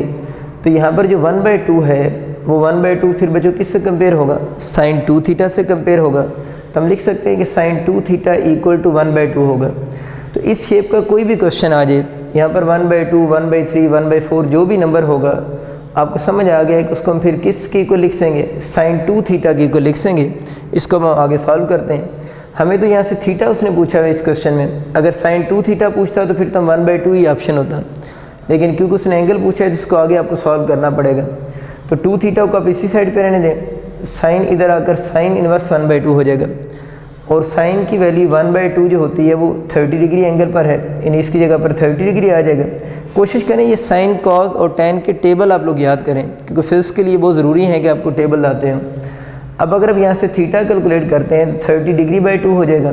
तो 30/2 15 डिग्री। तो इस केस में जो एंगल बन रहा है यानी प्रोजेक्टाइल की रेंज हाफ हो जाती है अपनी मैक्सिमम वैल्यू का किस एंगल पर, 15 डिग्री पर हाफ हो जाएगी। तो इस एमसीक्यूज़ का बच्चों ऑप्शन जो बनेगा वो अल्फ़ा ऑप्शन होगा। इसी सेम क्वेश्चन को मैंने टाइम के लिए भी लिखा है। तो सपोज करें आपका क्वेश्चन यूँ आ गया है, एट वाट एंगल, दोबारा एंगल ही लिख देते हैं, at what angle time of flight of projectile become half of its maximum value, जो थोड़ी देर पहले हम लोगों ने फार्मूला बनाया था। जब भी इस तरह का कोई भी नंबर यहाँ पर लिखा होगा, हमें पता है ये जो क्वेश्चन है इसी फार्मूले से सॉल्व होगा, क्योंकि ये इसका बेसिक फार्मूला है। तो बिल्कुल उसी तरह टी को टी से कंपेयर करेंगे, टी मैक्स को टी मैक्स से। लेकिन यहाँ पर जो 1/2 है अब किसके इक्वल होगा, साइन थीटा की इक्वल होगा।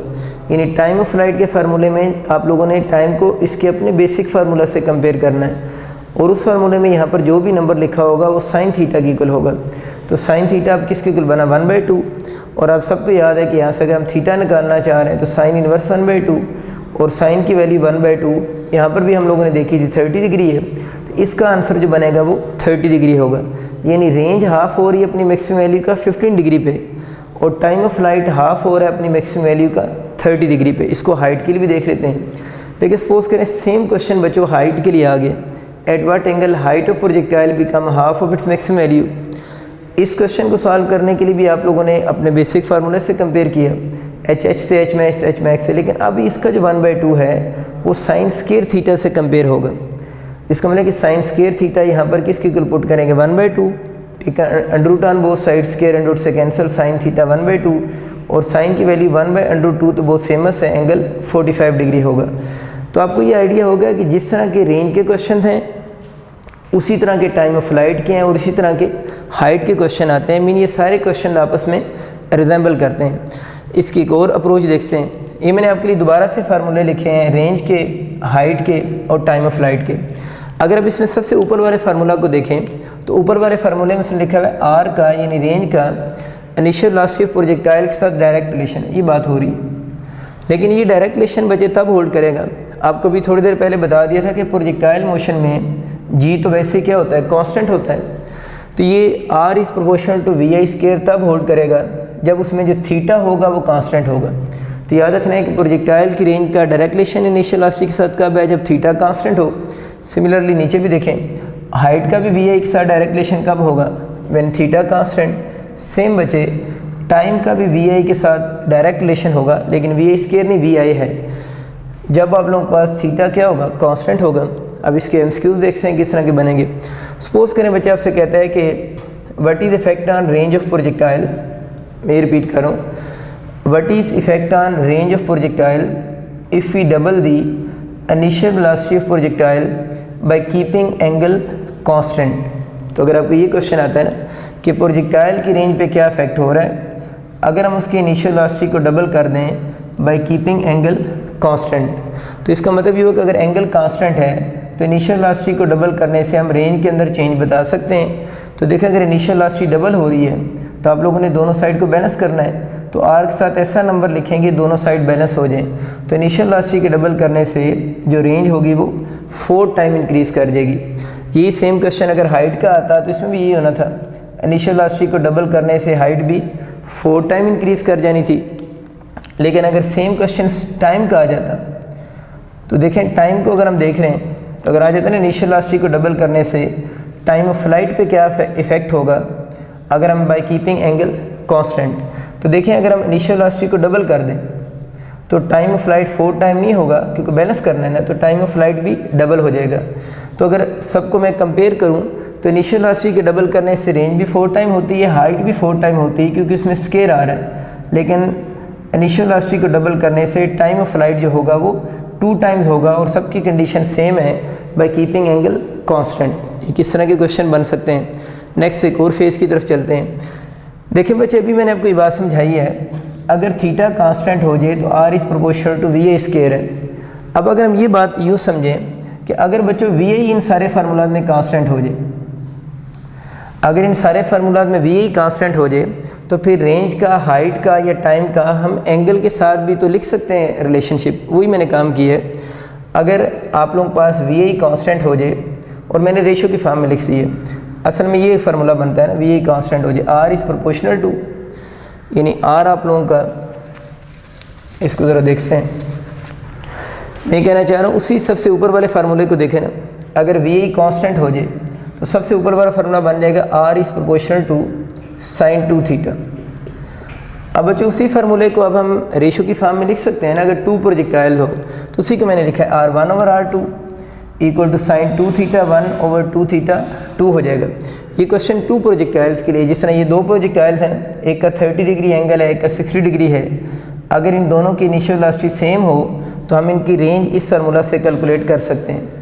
मीन कि अगर इसी केस में भी कहता कैलकुलेट करें तो हम यहाँ पर एंगल पुट करके रेंज की वैल्यू फाइंड आउट कर सकते थे। इस तरह बच्चे अगर हम हाइट की बात करें, हाइट के फार्मूले में भी देखो जरा, अगर ये वी आई कांस्टेंट हो जाए तो आपके पास जो एच होगा वो proportional to sine square theta हो जाएगा। एक बच्चों चीज़ का ख्याल रखना, ये साइन 2 थीटा है और ये साइन स्क्वायर थीटा है। साइन स्क्वायर थीटा जो होता है उसका हम साइन थीटा का होल स्क्वायर लिख सकते हैं, लेकिन साइन 2 थीटा को हम साइन थीटा का होल स्क्वायर नहीं लिख सकते, क्योंकि यहाँ पर थीटा जो है वो 2 से मल्टीप्लाइड हो रहा है। तो अगर हम इसी फार्मूले को, क्योंकि इनिशियल वेलोसिटी सेम, इसकी भी वही कंडीशन है, अगर रेशो की फॉर्म में लिखना चाहें तो H1 ओवर H2 वही साइन थीटा 1 साइन थीटा 2 और होल स्क्वायर होते जाएंगे। और ये बात मैंने आपको बता दी है कि रेशो तब लिखी जाती है जब एक नहीं बल्कि 2 डिफरेंट प्रोजेक्टाइल्स को हम कंपेयर कर रहे होंगे। इसी तरह बच्चे अगर यहाँ से देखें वी आई कांस्टेंट हो जाए तो हम टी का साइन थीटा के साथ डायरेक्ट रिलेशन है, और अगर रेशो बनाओ तो T1 over T2 equal to sine theta 1 over sine theta 2 हो जाएगा। तो इन तीनों के क्वेश्चन बिल्कुल सेम बनेंगे। मैं आपके लिए इसमें सिर्फ हाइट का क्वेश्चन डिस्कस कर देता हूँ। इनके क्वेश्चंस आप मेरी बुकलेट में से देख सकते हैं, वहाँ पर इस तरह के बहुत सारे क्वेश्चंस आपको मिल जाएंगे। इस क्वेश्चन की बात करते हैं। इस डायग्राम को देखिए, इसमें मैंने 2 प्रोजेक्टाइल लिए हैं, दोनों प्रोजेक्टाइल की इनिशियल वेलोसिटी सेम है और आपसे कह रहे हैं कि दोनों प्रोजेक्टाइल की हाइट की रेशो बताओ या दोनों प्रोजेक्टाइल की पोटेंशियल एनर्जी की रेशो बताओ। और जब पोटेंशियल एनर्जी की रेशो आ रही है तो क्वेश्चन में मैं एज्यूम कर लेता हूँ कि मास भी दोनों प्रोजेक्टाइल की सेम है। दोबारा रिपीट कर रहा हूँ, 2 प्रोजेक्टाइल्स हैं, दोनों की मास और इनिशियल वेलोसिटी सेम है। एक एंगल हॉरिजॉन्टल के साथ 30 डिग्री बना रहा है, एक 60 बना रहा है, और आपसे कह रहे हैं कि दोनों की हाइट की रेशो या पोटेंशियल एनर्जी की रेशो बनाएं। तो हम बच्चे सबसे पहले इनकी हाइट की रेशो बनाते हैं। अभी आपका फॉर्मूला लिखा है H1 over H2 equal to sine theta 1 over sine theta 2। एक छोटी सी बात क्लियर करें, इस फार्मूले में बच्चे जो थीटा 1 लिखा हुआ है, this angle is taken with horizontal axis, यानी इस फार्मूले में जो एंगल थीटा लिखा हुआ है ये एंगल आप लोगों ने याद रखना है विद वाई एक्सिस नहीं है। This angle is taken with horizontal axis, यानी एक्स एक्सिस के साथ। अगर इसमें एंगल आपको विद वर्टिकल एक्सिस गिवन हो और आप लोगों ने इनमें से कोई भी फार्मूला अप्लाई करना हो तो पहले उस वर्टिकल के एंगल को हॉरिजॉन्टल के साथ कन्वर्ट करके फार्मूला अप्लाई करेंगे, अदरवाइज आपका क्वेश्चन का आंसर इनएक्यूरेट होगा। एक तो ये बात होगी। अब इसको सॉल्व करते हैं। थीटा 1 यहाँ 30 डिग्री है, थीटा 2 बचे 60 डिग्री है, साइन 30 1/2 है, साइन 60 √3/2 है। स्क्वायर ओपन करेंगे तो ये 1/4 और ये 3/4, 4 से कैंसिल हो जाएगा और हाइट की रेशो 1:3 आ जाएगी। हाइट की रेशो कैलकुलेट होगी। सपोज करें ये क्वेश्चन पोटेंशियल एनर्जी का होता तो हम लिखते हैं पोटेंशियल एनर्जी फर्स्ट बॉडी की और सेकंड। हमें पता है फार्मूला mgh1 mgh2 था। अगर तो मास सेम गिवन है तो देखें mm से मैंने कैंसिल कर दिए, g वैसे कैंसिल हो जाएंगे, तो जो हाइट की रेशो बनेगी वही फिर पोटेंशियल एनर्जी की भी रेशो होगी। तो हाइट की रेशो 1:3 है तो पोटेंशियल एनर्जी की रेशो भी 1:3 होगी। इट मीन कि हाइट और पोटेंशियल एनर्जी के क्वेश्चन सेम हैं। लेकिन अगर बच्चों मास डिफरेंट भी हो तो हाइट की वैल्यूज हम यहाँ पर लिखेंगे, जो मास की रेशो होगी उसको यहाँ पर लिखेंगे और इसको सॉल्व करके हम पोटेंशियल एनर्जी की रेशो कैलकुलेट कर सकते हैं। दोबारा बच्चे कुछ क्वेश्चन देखते हैं जो रेंज और इनिशियल वेलोसिटी के बन सकते हैं रेशो की फॉर्म में। अभी मैंने थोड़ी देर पहले आपको बताया था कि अगर R is proportional to we I square होगा, अगर थीटा कांस्टेंट हो जाए ना, तो ये रिलेशन मैंने दोबारा लिखा हुआ है कि range is proportional to we I square if theta constant. Height के लिए भी हम लोग पढ़ चुके हैं और टाइम का भी ना। अब हम ये तो ऑलरेडी हम पढ़ चुके हैं। अभी हम इनके रेशो के क्वेश्चन भी बना सकते हैं। लेकिन अगर 2 प्रोजेक्टाइल्स हों तो R1 ओवर R2 की रेशो क्या बनेगी, V1 का स्क्वायर ओवर V2 का स्क्वायर, और V1 और V2 उन दोनों प्रोजेक्टाइल की इनिशियल वेलोसिटीज़ होंगी। और ये रिलेशन बिल्कुल वही बात है कि जब थीटा कांस्टेंट होगा तब होल्ड करेगा। इसी तरह आप हाइट की रेशो का भी क्वेश्चन बना सकते हैं और इसी तरह टाइम की रेशो का भी क्वेश्चन बना सकते हैं। लेकिन सबकी कंडीशन यही है कि जब थीटा क्या हो, कांस्टेंट हो। आपके लिए मैंने क्वेश्चन लिखा भी है। मैंने इसमें लिखा है 2 projectiles are projected upward at same angle, तो ये थीटा वाली बात होगी ना कि दोनों प्रोजेक्टाइल का एंगल सेम है, and their ratio of their velocities are 2:1, और उन दोनों प्रोजेक्टाइल की वेलोसिटीज़ की रेशियो गिवन है, और आपसे किसकी रेशियो पूछ रहे हैं, calculate ratio of there range. तो बच्चे ये सारे क्वेश्चंस की कंडीशन तो सेम है ना, थीटा कांस्टेंट हो, तो रेंज का क्वेश्चन आ जाए, हाइट का क्वेश्चन आ जाए, या टाइम ऑफ फ्लाइट का क्वेश्चन आ जाए, तो हम तीनों क्वेश्चन को, यानी यहाँ पर रेशियो ऑफ रेंज की बजाय रेशियो ऑफ हाइट भी हो सकता है और रेशियो ऑफ टाइम भी वो आप लोगों से पूछ सकता है। रेंज पूछ रहे हैं तो उसको सॉल्व कर लेते हैं।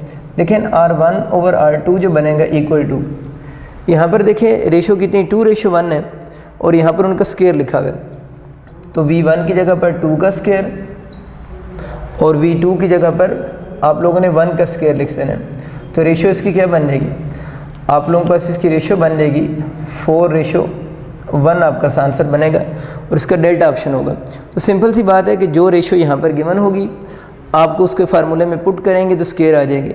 हाइट की रेशियो भी बच्चे सेम बनेगी 4:1 नहीं, लेकिन आप लोगों के पास अगर हम टाइम ऑफ फ्लाइट की रेशियो की बात करें सेम क्वेश्चन में, तो टाइम ऑफ फ्लाइट की रेशियो देखें वो तो डायरेक्ट रिलेशनशिप है, उसमें स्क्वायर नहीं आता, तो टाइम ऑफ फ्लाइट की जो रेशियो बनेगी वो 2:1 हो जाएगी। एक बहुत इंपॉर्टेंट बात वो बच्चे ज़रा ध्यान से सुन लें आप लोग।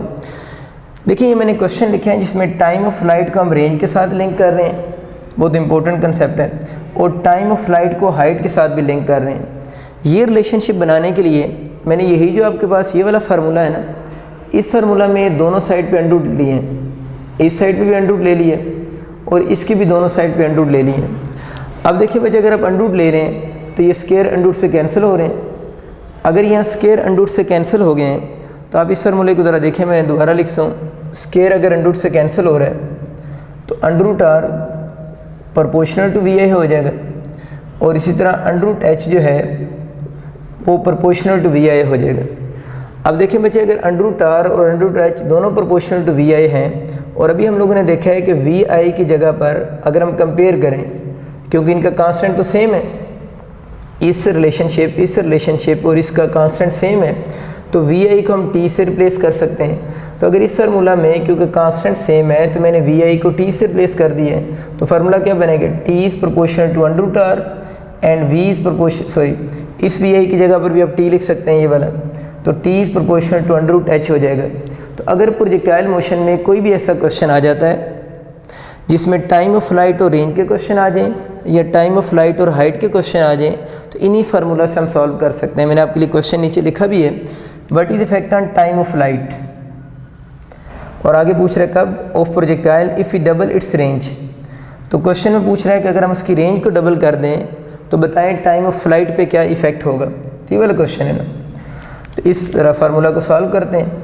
उसने क्वेश्चन में क्या है कि अब रेंज को डबल कर दें, तो देखिए मैंने रेंज को तो डबल कर दी है, लेकिन अब आप लोगों ने टी के साथ ऐसा नंबर लिखना है, यानी यहाँ पर टी के साथ ऐसा नंबर लिखेंगे कि दोनों साइड बैलेंस हो जाए। तो खुद सोचो ना टी के साथ क्या लिखेंगे, दोनों साइड बैलेंस होगी, बिल्कुल हम अंडर रूट 2 लिखेंगे ना, क्योंकि इस साइड पे देखें ओवरऑल चेंज तो अंडर रूट 2 की आई है, तो रेंज को डबल करने से जो टाइम ऑफ फ्लाइट होगा वो अंडर रूट 2 टाइम्स इंक्रीज़ हो जाएगा। इट मीन इस क्वेश्चन का जो ऑप्शन बनेगा वो आप लोगों के पास अल्फ़ा ऑप्शन होगा।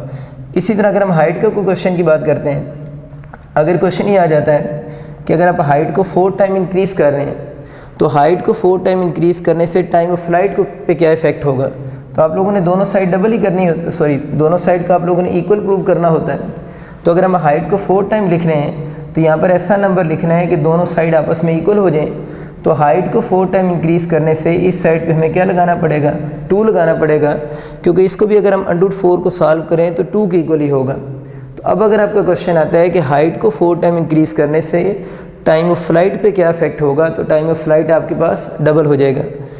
तो बस ये चीज़ें आप लोगों ने याद रखनी है कि आपका रेंज के क्वेश्चन आ जाएँ टाइम ऑफ फ्लाइट के साथ, या हाइट के टाइम ऑफ फ्लाइट के क्वेश्चन आ जाएँ, तो इन फार्मूलाज की मदद से हम उनको सॉल्व कर सकते हैं। अब बच्चों हम कुछ ऐसे क्वेश्चन देखते हैं जिसमें प्रोजेक्टाइल की हाइट और रेंज के अगर आपके कंबाइन क्वेश्चन आ जाएँ तो उनको हम किस मेथड से सॉल्व करेंगे। मैंने बोर्ड पे आपके लिए एक फार्मूला लिखा है जो लिंक कर रहा है प्रोजेक्टाइल की हाइट को भी और प्रोजेक्टाइल की रेंज को भी ना। तो कोई भी अगर आपका ऐसा क्वेश्चन आता है प्रोजेक्टाइल का जिसमें हाइट और रेंज दोनों मिक्स हो रहे हों तो उनको हम इस फार्मूले से ईज़िली सॉल्व कर सकते हैं। अब इस फार्मूला के दो तरह के क्वेश्चन आते हैं। फर्स्ट टाइप का मैंने क्वेश्चन लिखा है कि आपके एंगल फाइंड आउट करने के क्वेश्चन आ सकते हैं, यानी आपको क्वेश्चन में कह सकते हैं एंगल फाइंड आउट करें, और ये जो मैं नीचे 3 डिफरेंट क्वेश्चन लिखे हैं ये चीज़ आपको पेपर में गिवन होगी, यानी एंगल फाइंड आउट करने के क्वेश्चन आएंगे और ये कंडीशन आपको गिवन होगी। यानी यूँ क्वेश्चन आएगा, at what angle height of projectile become equal to 2 time its range, ये एक अलग से क्वेश्चन है। नेक्स्ट क्वेश्चन यूँ आ सकता है कि at what angle height of projectile become equal to its range, या इस तरह आ सकता है at what angle range of projectile become equal to 4 time of its height. तो बताने का बच्चों मकसद ये था कि आपको एंगल फाइंड आउट करने का कोई भी क्वेश्चन आ जाए और उस क्वेश्चन में आपको हाइट और रेंज का कोई भी लिंक गिवन हो, तो उन सारे क्वेश्चंस को हम इस ऊपर वाले फार्मूला से सॉल्व कर सकते हैं। मैंने आपके लिए चले हम इस क्वेश्चन को सॉल्व करते हैं। आपका ये क्वेश्चन अगर आ जाता है at what angle height of projectile become equal to its range, यानी आप लोगों ने एंगल बताना है जब हाइट ऑफ प्रोजेक्टाइल उसकी रेंज के इक्वल हो जाए। तो बहुत आसान सी बच्चों बात यह है कि ये कंडीशन जो आपको गिवन है, आप लोगों ने इस कंडीशन को ऊपर वाले फार्मूले में पुट कर देना है। देखिए जिस तरह इसमें h इक्वल टू आर लिखा हुआ है, तो इस फार्मूले में जो बच्चों आपका h आ रहा है उस h को आप लोगों ने किस से रिप्लेस कर देना है, r से सिंपली रिप्लेस कर देना है। तो देखिए मैंने आपके लिए सॉल्व भी इसको नीचे की है, इस h को मैंने r पुट किया है तो 4r हो गया, इक्वल टू बाकी ये सारी चीज़ r tan थीटा r से कैंसिल कर दिया, तो tan थीटा इक्वल टू 4 हो जाएगा, और यहाँ से अगर थीटा कैलकुलेट करें तो tan इनवर्स 4 हो जाएगा। वैसे ज़्यादातर चांसेस यूनिवर्सिटी में यहीं तक क्वेश्चन के होते हैं। इन्हें अगर आपको क्वेश्चन आता है ना at what angle height of projectile become equal to its range, तो यूजली चांसेस ये होते हैं कि आपका यूँ क्वेश्चन आ रहा होता है कि tan इनवर्स 4 ऑप्शन होगा, क्योंकि टेबल की वैल्यू नहीं है तो हम टेबल जो याद करते हैं उन्हीं के हम एंगल एग्जैक्ट बता रहे होते हैं। लेकिन ये आप लोगों ने याद रखना है, ये बहुत फेमस थ्योरम है, जब हाइट ऑफ प्रोजेक्टाइल और रेंज इक्वल होते हैं तो कुछ यूनिवर्सिटी में ये चांस भी बन सकता है कि वो आपसे एग्जैक्ट एंगल पूछ ले। तो tan इनवर्स 4 के ज़्यादा चांसेस हैं, क्योंकि बहुत फेमस थ्योरम है, इसलिए आप लोगों ने tan इनवर्स 4 की वैल्यू 76 डिग्री भी याद रखनी है। तो बहुत अच्छा क्वेश्चन है, आप लोगों ने इन चीज़ों को माइंड में रखना है। इसके अलावा चलें एक और भी मैंने आपके लिए सॉल्व किया है। लेट्स से ये क्वेश्चन आ गया कि आप एंगल बताएं जिस एंगल पे r become equal to 4h। तो इशू कोई नहीं, बस अब आप लोगों ने पहले h की वैल्यू पुट की थी, अब आपको r गिवन है, तो इस क्वेश्चन में अब आप लोग r की जगह वैल्यू पुट कर दें। अगर इस फार्मूले में मैं r की जगह वैल्यू पुट कर दूंगा तो क्या चीज़ बन जाएगी, 4h उसी तरह ही रहेगा। इस r को हम क्या लिख देंगे 4h। क्यों लिखा है, हम ये वाला क्वेश्चन सॉल्व कर रहे हैं, ये वाला क्वेश्चन नीचे सॉल्व हो रहा है, साथ में वही tan थीटा आ जाएगा। अब ये 4h से कैंसिल हो गया, tan थीटा इक्वल टू 1, और थीटा आप निकाल लेंगे यहाँ से तो 45 डिग्री हो जाएगा। इट मीन्स कि कोई भी बच्चों कंडीशन गिवन हो तो आप उसको ईजिली सॉल्व कर सकते हैं। लेकिन अगर एंड पे कंडीशन tan इनवर्स 1 तो हमें पता है 45 डिग्री होता है, लेकिन सपोज करें किसी क्वेश्चन में या tan इनवर्स 5 लिखा हुआ आ जाता है, यानी इसकी जगह पर अगर 5 लिखा हुआ आ जाए तो tan इनवर्स 5 तो हमें टेबल की वैल्यू से याद नहीं है, तो उन सारे क्वेश्चन का आंसर भी tan इनवर्स की फॉर्म में ही गिवन होगा। तो ये आपको कन्फ्यूजन क्रिएट करने की ज़रूरत नहीं है कि हमें अगर एंगल नहीं पता होगा तो हम क्या करेंगे। हमें जो एंगल याद रखने हैं वो सिर्फ टेबल के याद रखने हैं, स्वाय इसके कि tan इनवर्स 4 टेबल की वैल्यू नहीं है। मैंने बताया बहुत फेमस थ्योरम है, तो बेहतर है कि आप इसको 76 डिग्री भी याद कर लें। इसी फार्मूले के एक और फार्मेट भी है, पहला फार्मेट दोबारा रिवाइज कर रहा हूँ। इसमें क्या था, एंगल आपसे पूछा गया था और h और r में रिलेशन गिवन था। अब इसके अपोजिट क्वेश्चन क्या आएगा, आपको एंगल गिवन होगा और h और r की रेशियो पूछी गई होगी। यानी अपोजिट क्वेश्चन सेम फार्मूले का ये बन सकता है कि आपको क्वेश्चन में एंगल गिवन हो और h और r की रेशियो पूछ लो, तो कोई भी एंगल हो सकता है, लेकिन वो ज़ाहिर है टेबल की वैल्यू होगी। तो मैंने एक क्वेश्चन आपके लिए बनाया कि अगर एंगल 60 डिग्री हो जाए तो प्रोजेक्टाइल की हाइट की उसकी रेंज के साथ रेशियो बताओ। तो सिंपली बच्चों आप लोगों ने करना है कि इस फार्मूला में आप लोगों ने गिवन एंगल पुट कर देना है। इस क्वेश्चन में आपको एंगल कितने डिग्री गिवन है, 60 डिग्री गिवन है, तो इस थीटा की जगह पर हम वो 60 डिग्री पुट कर देंगे। 45 डिग्री गिवन होता 45 पुट कर देते, 30 गिवन होता तो 30 हम डिग्री इसमें पुट कर देते।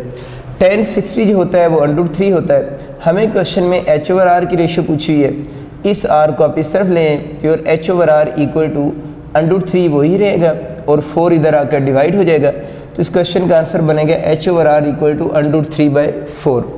एक बहुत फेमस थ्योरम डिस्कस करते हैं जो कि गैलीलियो का थ्योरम है। गैलीलियो ने बच्चे एक थ्योरम ये दिया था कि प्रोजेक्टाइल मोशन में कोई से भी ऐसे दो एंगल्स, प्रोजेक्टाइल मोशन में कोई से भी ऐसे दो एंगल जिनका सम 90 डिग्री हो, यानी कोई से भी ऐसे दो एंगल जिनका सम 90 डिग्री होगा। तो अब हम गैलीलियो थ्योरम की बात करते हैं। गैलीलियो का थ्योरम ये है, प्रोजेक्टाइल मोशन में कोई से भी ऐसे दो एंगल्स जिन एंगल का सम 90 डिग्री होगा, यानी कोई से भी ऐसे दो एंगल जिनका सम 90 डिग्री होगा, उन दोनों एंगल्स पे रेंज सेम होगी। ये बड़ा सिंपल सा थ्योरम है कि अगर आप टू प्रोजेक्टाइल्स को थ्रो करते हो और अगर उसके दोनों एंगल का सम 90 डिग्री हो जाएगा तो उस पर इनकी रेंज क्या आएगी, सेम आएगी। इसी तरह का मैंने क्वेश्चन भी बनाया, अब आपको प्रैक्टिस भी हो जाएगी। क्वेश्चन ये कि select correct pair of angles, यानी पेयर ऑफ एंगल सेलेक्ट करना है for which range of projectile is same, जिस पे रेंज सेम हो जाए। तो अभी आपको थ्योरम पढ़ाया तो है, आप लोगों ने कोई से भी ऐसे दो एंगल देखने हैं जिनका सम 90 डिग्री होगा, उन पे रेंज क्या होगी, सेम होगी। तो देखिए 20 + 70 का सम 90 डिग्री बनता है, उस थ्योरम के अकॉर्डिंग उस पर रेंज सेम होनी चाहिए। और भी देख लेते हैं, कहीं और किसी का भी सम 90 ना बन रहा हो। 10 और 30 का सम 40 बनता है, ये ऑप्शन नहीं ठीक। इन दोनों का सम 70 बनता है, तो ये वाला ऑप्शन भी ठीक नहीं है। इसका मतलब ये हुआ कि ये जो पेयर ऑफ एंगल है, इन दोनों का सम 90 डिग्री बन रहा है, और अकॉर्डिंग टू गैलीलियो इन दोनों का अगर सम 90 डिग्री बन रहा है तो इस पर रेंज की वैल्यू क्या होगी, सेम होगी। एक और बच्चों बहुत सिंपल सा क्वेश्चन देखते हैं जल्दी से। Select correct angle for which range of projectile is maximum. ठीक है, अब होता ये नहीं कि हमें ये तो पता है कि प्रोजेक्टाइल की रेंज हम थोड़ी देर पहले पढ़ चुके हैं कि 45 डिग्री पे मैक्सिमम होती है, हमने पढ़ा हुआ है। अब अक्सर ये आता है ना कि अक्सर जब MCQ दार होता है तो बच्चे ये समझते हैं कि इसमें 45 डिग्री ऑप्शन नहीं गिवन, तो वो कंफ्यूज हो रहे होते हैं। तो आप लोगों ने ये याद रखना है कि बात बिल्कुल ठीक है कि 45 डिग्री पे रेंज मैक्सिमम होती है, लेकिन अगर ऑप्शन में 45 डिग्री ना गिवन हो तो आप वो एंगल देखेंगे जो 45 डिग्री के सबसे क्लोजेस्ट होगा। क्लोजेस्ट का मतलब क्या है कि जिसका 45 डिग्री से डिफरेंस कम होगा। 45 डिग्री से क्या बताया, डिफरेंस कम होगा। इसको चेक भी करते हैं। देखिए ना 43 का 45 डिग्री से डिफरेंस 2 का है, 50 का 45 डिग्री से डिफरेंस किसका है, 5 का है। इसका डिफरेंस और ही ज़्यादा बन रहा है ना। इसका मतलब है कि आप लोगों ने डिफरेंस चेक करना है, जिसका डिफरेंस सबसे कम होगा उस पे रेंज क्या होगी, सेम होगी। तो आप देख रहे हैं 43 का डिफरेंस 2 का है, इसका 5 का है, तो इन दोनों में किस पे मैक्सिमम होगी, फिर 43 डिग्री पे उसकी रेंज क्या होगी, मैक्सिमम होगी। तो अगर आपको 45 डिग्री एग्जैक्ट ऑप्शन नहीं है तो आप क्या करेंगे, वो एंगल चूज़ करेंगे जिसका 45 डिग्री से डिफरेंस लीस्ट होगा, तो फिर उस पे रेंज क्या होगी, मैक्सिमम होगी। एक और छोटा सा MCQ देखें, मैंने ये लिखा है कि सपोज करें एंगल इंक्रीज़ हो रहे हैं। अगर आपका MCQ आता है कि अगर प्रोजेक्टाइल में एंगल 0 डिग्री से 45 डिग्री तक इंक्रीज़ हो रहा है और फिर 45 डिग्री से 90 तक इंक्रीज़ हो रहा है, तो आपका दो डिफरेंट फॉर्म में क्वेश्चन बन सकता है। यूँ क्वेश्चन बन सकता है 0 से 45 डिग्री तक बताएं हाइट पे क्या इफेक्ट हो रहा होगा अगर एंगल इंक्रीज़ हो रहा है, टाइम ऑफ फ्लाइट पे क्या इफेक्ट होगा और रेंज पे क्या इफेक्ट होगा। देखिए हमें पता है कि हाइट के फार्मूले में sin स्क्वायर थीटा आता है, टाइम में sin थीटा और रेंज में sin 2 थीटा है ना। और थीटा की जो मैक्सिमम वैल्यू होती है, sin थीटा की जो मैक्सिमम वैल्यू होती है वो 1 होती है। वो किस एंगल पर है, 90 डिग्री पर है। तो इसका मतलब ये हुआ कि जैसे जैसे आपका 0 से 45 डिग्री तक एंगल इंक्रीज़ करेगा तो आपके पास एंगल अगर इंक्रीज़ कर रहा है तो इस मीन के साइन की वैल्यू भी क्या हो रही है, इंक्रीज़ हो रही है। अगर साइन की वैल्यू इंक्रीज़ हो रही है तो रेंज, टाइम और हाइट सब ने क्या करना है, इंक्रीज़ करना है, क्योंकि साइन की मैक्सिमम वैल्यू किस एंगल पर है, 90 डिग्री पर, और कितनी है, 1 है। तो अगर आपका आंसर होता है ना 0 से 45 डिग्री तक अगर आप एंगल इंक्रीज़ कर रहे हैं, हाइट पे क्या इफेक्ट होगा, आप कहेंगे इंक्रीज़ हो रही है। टाइम ऑफ फ्लाइट पे क्या इफेक्ट होगा, इंक्रीज़ हो रहा है। और रेंज भी प्रोजेक्टाइल की क्या हो रही है, इंक्रीज़ हो रही है। लेकिन अभी हम लोगों ने पढ़ा है कि जो प्रोजेक्टाइल की रेंज मैक्सिमम किस एंगल पर हो जाती है, 45 डिग्री पर। अब ज़रा खुद सोचो, अगर हम इसमें 45 डिग्री पुट कर दें, अगर इसमें हम 45 डिग्री एंगल पुट कर देते हैं तो ये कितना बन जाएगा, 2 × 45 90 हो जाएगा। इट मीन्स कि रेंज के फार्मूले में साइन थीटा नहीं लिखा हुआ, बल्कि क्या लिखा हुआ है बच्चों, sin 2 थीटा लिखा हुआ है। तो रेंज के फार्मूले में जहाँ जब आप 45 डिग्री पुट करोगे तो ये खुद ही जो पूरी टर्म है, ये वाला जो है वो साइन कितना काउंट हो जाएगा, 90 डिग्री बन जाएगा। अब जैसे ये 90 डिग्री बना है तो साइन 90 पे कितना हो जाएगा, 1 हो जाएगा। इस बात का मतलब ये है कि अगर हम रेंज की बात करें तो रेंज किस एंगल पे जाके मैक्सिमम हो जाती है, 45 डिग्री पर जाकर रेंज मैक्सिमम हो जाएगी।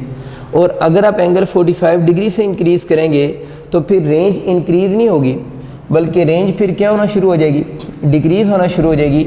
उसकी वजह यह है कि रेंज के फार्मूले में साइन थीटा नहीं लिखा हुआ बल्कि साइन 2 थीटा लिखा हुआ है, तो उसका 90 डिग्री पहले ही कंप्लीट हो जाता है। और उसका 90 डिग्री कब कंप्लीट हो जाता है, जब थीटा कितने डिग्री पुट होगा, 45 डिग्री। बस इसमें इशू है थोड़ा सा कि अगर रेंज के क्वेश्चन आ जाएं तो 0 से 45 डिग्री तक रेंज इंक्रीज़ करेगी और 45 पे रेंज आपको बताया मैक्सिमम हो जाएगी, और उसके बाद रेंज ने क्या करना है, डिक्रीज़ करना है। लेकिन टाइम ऑफ फ्लाइट या हाइट के फार्मूले में देखें तो उसमें 2 तो साथ में नहीं लिखा हुआ, तो वो दोनों जो हैं वो आपको कल भी बताया था कि 90 डिग्री तक उसकी वैल्यू क्या हो रही होगी, इंक्रीज़ ही कर रही होगी। तो इस बात का मतलब ये है कि अगर आपके पास एंगल 45 to 90 इंक्रीज़ करेगा तो हाइट भी इंक्रीज़ करेगी, टाइम ऑफ फ्लाइट भी इंक्रीज़ करेगा। बस आप लोगों ने याद रखना है जो रेंज ऑफ प्रोजेक्टाइल होगा उसकी वैल्यू 45 डिग्री टू 90 डिग्री क्या करेगी, डिक्रीज़ करेगी। तो अगर आपके रेंज के कभी क्वेश्चन आ जाएँ तो उनको आप इस मेथड से सॉल्व कर सकते हैं। अब बच्चों हम कुछ बेसिक फार्मूलाज देखते हैं प्रोजेक्टाइल के। ये फार्मूलाज जो भी मैं आपके साथ डिस्कस कर रहा हूँ ये इंटरेस्ट पॉइंट ऑफ व्यू से इतने ज़्यादा इंपॉर्टेंट तो नहीं है, लेकिन समटाइम बहुत बेसिक क्वेश्चन एग्जामिनर पूछ सकता है, और जब बहुत बेसिक क्वेश्चन पूछेगा तो आपसे किसी भी क्वेश्चन का फॉर्मेट पूछ सकता है कि आप उसकी करेक्ट फॉर्म बताएं ना। तो ये थोड़ा सा आप लोगों ने याद रखना है कि डिफरेंट फार्मूलाज की करेक्ट फॉर्म हम किस तरह लिख सकते हैं। तो मैंने आपके लिए बोर्ड पे लिखे भी हैं, अभी आए इनको रिवाइज करते हैं जल्दी से। ये हम प्रोजेक्टाइल हम लोगों ने स्टार्ट किया हुआ था। इसमें सबसे पहले मैंने लिखा है हॉरिजॉन्टल कोऑर्डिनेट, यानी इसका आप हॉरिजॉन्टल कोऑर्डिनेट कैसे कैलकुलेट करेंगे। हॉरिजॉन्टल कोऑर्डिनेट का मतलब ये है कि जैसे जैसे प्रोजेक्टाइल मूव कर रहे हैं ना, इसका जो हॉरिजॉन्टल एक्सिस के लॉन्ग डिस्टेंस है वो विद रिस्पेक्ट टू टाइम क्या होता जा रहा है, इंक्रीज़ होता जा रहा है। तो वो x की वैल्यू आप विद रिस्पेक्ट टू टाइम कैसे कैलकुलेट करेंगे, उसका formula x equal to we I X into T होता है। और हम लोगों ने पढ़ा हुआ है कि वी आई एक्स को हम क्या लिख सकते हैं, वी आई कॉस थीटा, और साथ में ये टी आ जाएगा। तो अगर आपके एम्स के साथ है कि हॉरिजॉन्टल कोऑर्डिनेट इस वाले प्रोजेक्टाइल का बताएं, वैसे आपको पता नहीं ये प्रोजेक्टाइल कौन सा है, ये ऐसा प्रोजेक्टाइल का केस है which forms an angle theta with the horizontal. ये जो प्रोजेक्टाइल है ये एंगल थीटा बना रहा है विद हॉरिजॉन्टल। अगर इसका हॉरिजॉन्टल कोऑर्डिनेट पूछे तो वी आई कॉस थीटा इंटू टी। तो इस बात का मतलब ये है कि ये वाला फार्मूला हमें क्या बता रहा है, एक्स के अंदर जो चेंज आ रही है विद रिस्पेक्ट टू टाइम, इस चीज़ को हम बोलते हैं ये इसका हॉरिजॉन्टल कोऑर्डिनेट है। इसी तरह बच्चे जैसे जैसे टाइम गुजर रहा है इसका जो वर्टिकल कोऑर्डिनेट है उस वाई कोऑर्डिनेट यानी वर्टिकल कोऑर्डिनेट में भी with respect to time change तो आ रही है, उसको देखते हैं कैसे कैलकुलेट करेंगे। वही इक्वेशन में लिखी S equal to we I T plus 1/2 A T square होता है। तो एस को मैंने वाई से रिप्लेस कर दी है, वी आई टी होता है तो वी आई वाई टी लिख दी है, और 1/2 ए टी स्क्वायर को ए वाई टी स्क्वायर लिख दी है। अब हम लोगों ने पढ़ा हुआ है कि वी आई वाई को इस वाले प्रोजेक्टाइल में जो एंगल थीटा विद हॉरिजॉन्टल बनाता है इसको हम वी आई साइन थीटा लिख सकते हैं, साथ में टी आ जाएगा। और इस वाले प्रोजेक्टाइल में हम लोगों ने अभी थोड़ी देर पहले पढ़ा है कि इस ए वाई को हम क्या लिख सकते हैं, माइनस जी लिख सकते हैं, तो -1/2 जी टी स्क्वायर हो जाएगा। तो ये वाली इक्वेशन अगर आपसे पूछता है कि इस प्रोजेक्टाइल का जो कि एंगल थीटा विद हॉरिजॉन्टल बना रहा है इसका वर्टिकल कोऑर्डिनेट क्या होगा, तो आपको ये इक्वेशन आनी चाहिए। इनके वजह से एमसीक्यूज़ बनने का मतलब है जिसमें वैल्यूज़ गिवन के क्वेश्चन के कोई चांसेस नहीं है, क्योंकि ये तो जस्ट लाइक एक न्यूमेरिकल बन जाएगा। और एमसीक्यूज़ उन फार्मूलाज के बनते हैं जिनके क्वेश्चन बहुत शॉर्ट फॉर्म में हों। इसके 2 और फार्मूले देखते हैं। ये जो v लिखा हुआ है ये इसकी इंस्टेंटेनियस वेलोसिटी है। इंस्टेंटेनियस वेलोसिटी बच्चों को पता है कि velocity at any instant, instantaneous velocity. इसकी इंस्टेंटेनियस वेलोसिटी किसी भी पॉइंट पे हम इस फार्मूला से कैलकुलेट कर सकते हैं। इसमें वी एफ एक्स का square plus V F Y का स्क्वायर है। हम लोगों ने पहले पढ़ चुके हैं कि वी एफ एक्स जो होता है वो वी आई कॉस थीटा होता है, और वी एफ वाई भी पढ़ चुके हैं वी आई sine theta minus G T होता है। ये भी फार्मूले आप एमसीक्यूज़ में पूछ सकते हैं, आपको याद होने चाहिए। अब अगर हम वी एफ एक्स की जगह पर वी आई कॉस थीटा यहाँ पुट करें और वी एफ वाई की जगह इसकी वैल्यू पुट करके सॉल्व करें तो ये एक इंस्टेंटेनियस वेलोसिटी का फार्मूला आ जाता है। तो ये भी बच्चों आप लोगों ने याद रखना है कि अगर आपसे कभी एमसीक्यू आ जाता है प्रोजेक्टाइल की इंस्टेंटेनियस वेलोसिटी का फार्मूला बताएं तो इस फार्मूले का फॉर्मेट आप लोगों ने थोड़ा सा माइंड में रखना है। ये वेलोसिटी एट एनी इंस्टेंट आपको बता दी है। अब ये जो फाई लिखा हुआ है यहाँ पर, फाई इसका इंस्टेंटेनियस एंगल है, यानी एट एनी इंस्टेंट एंगल जो होगा ना, इंस्टेंटेनियस एंगल।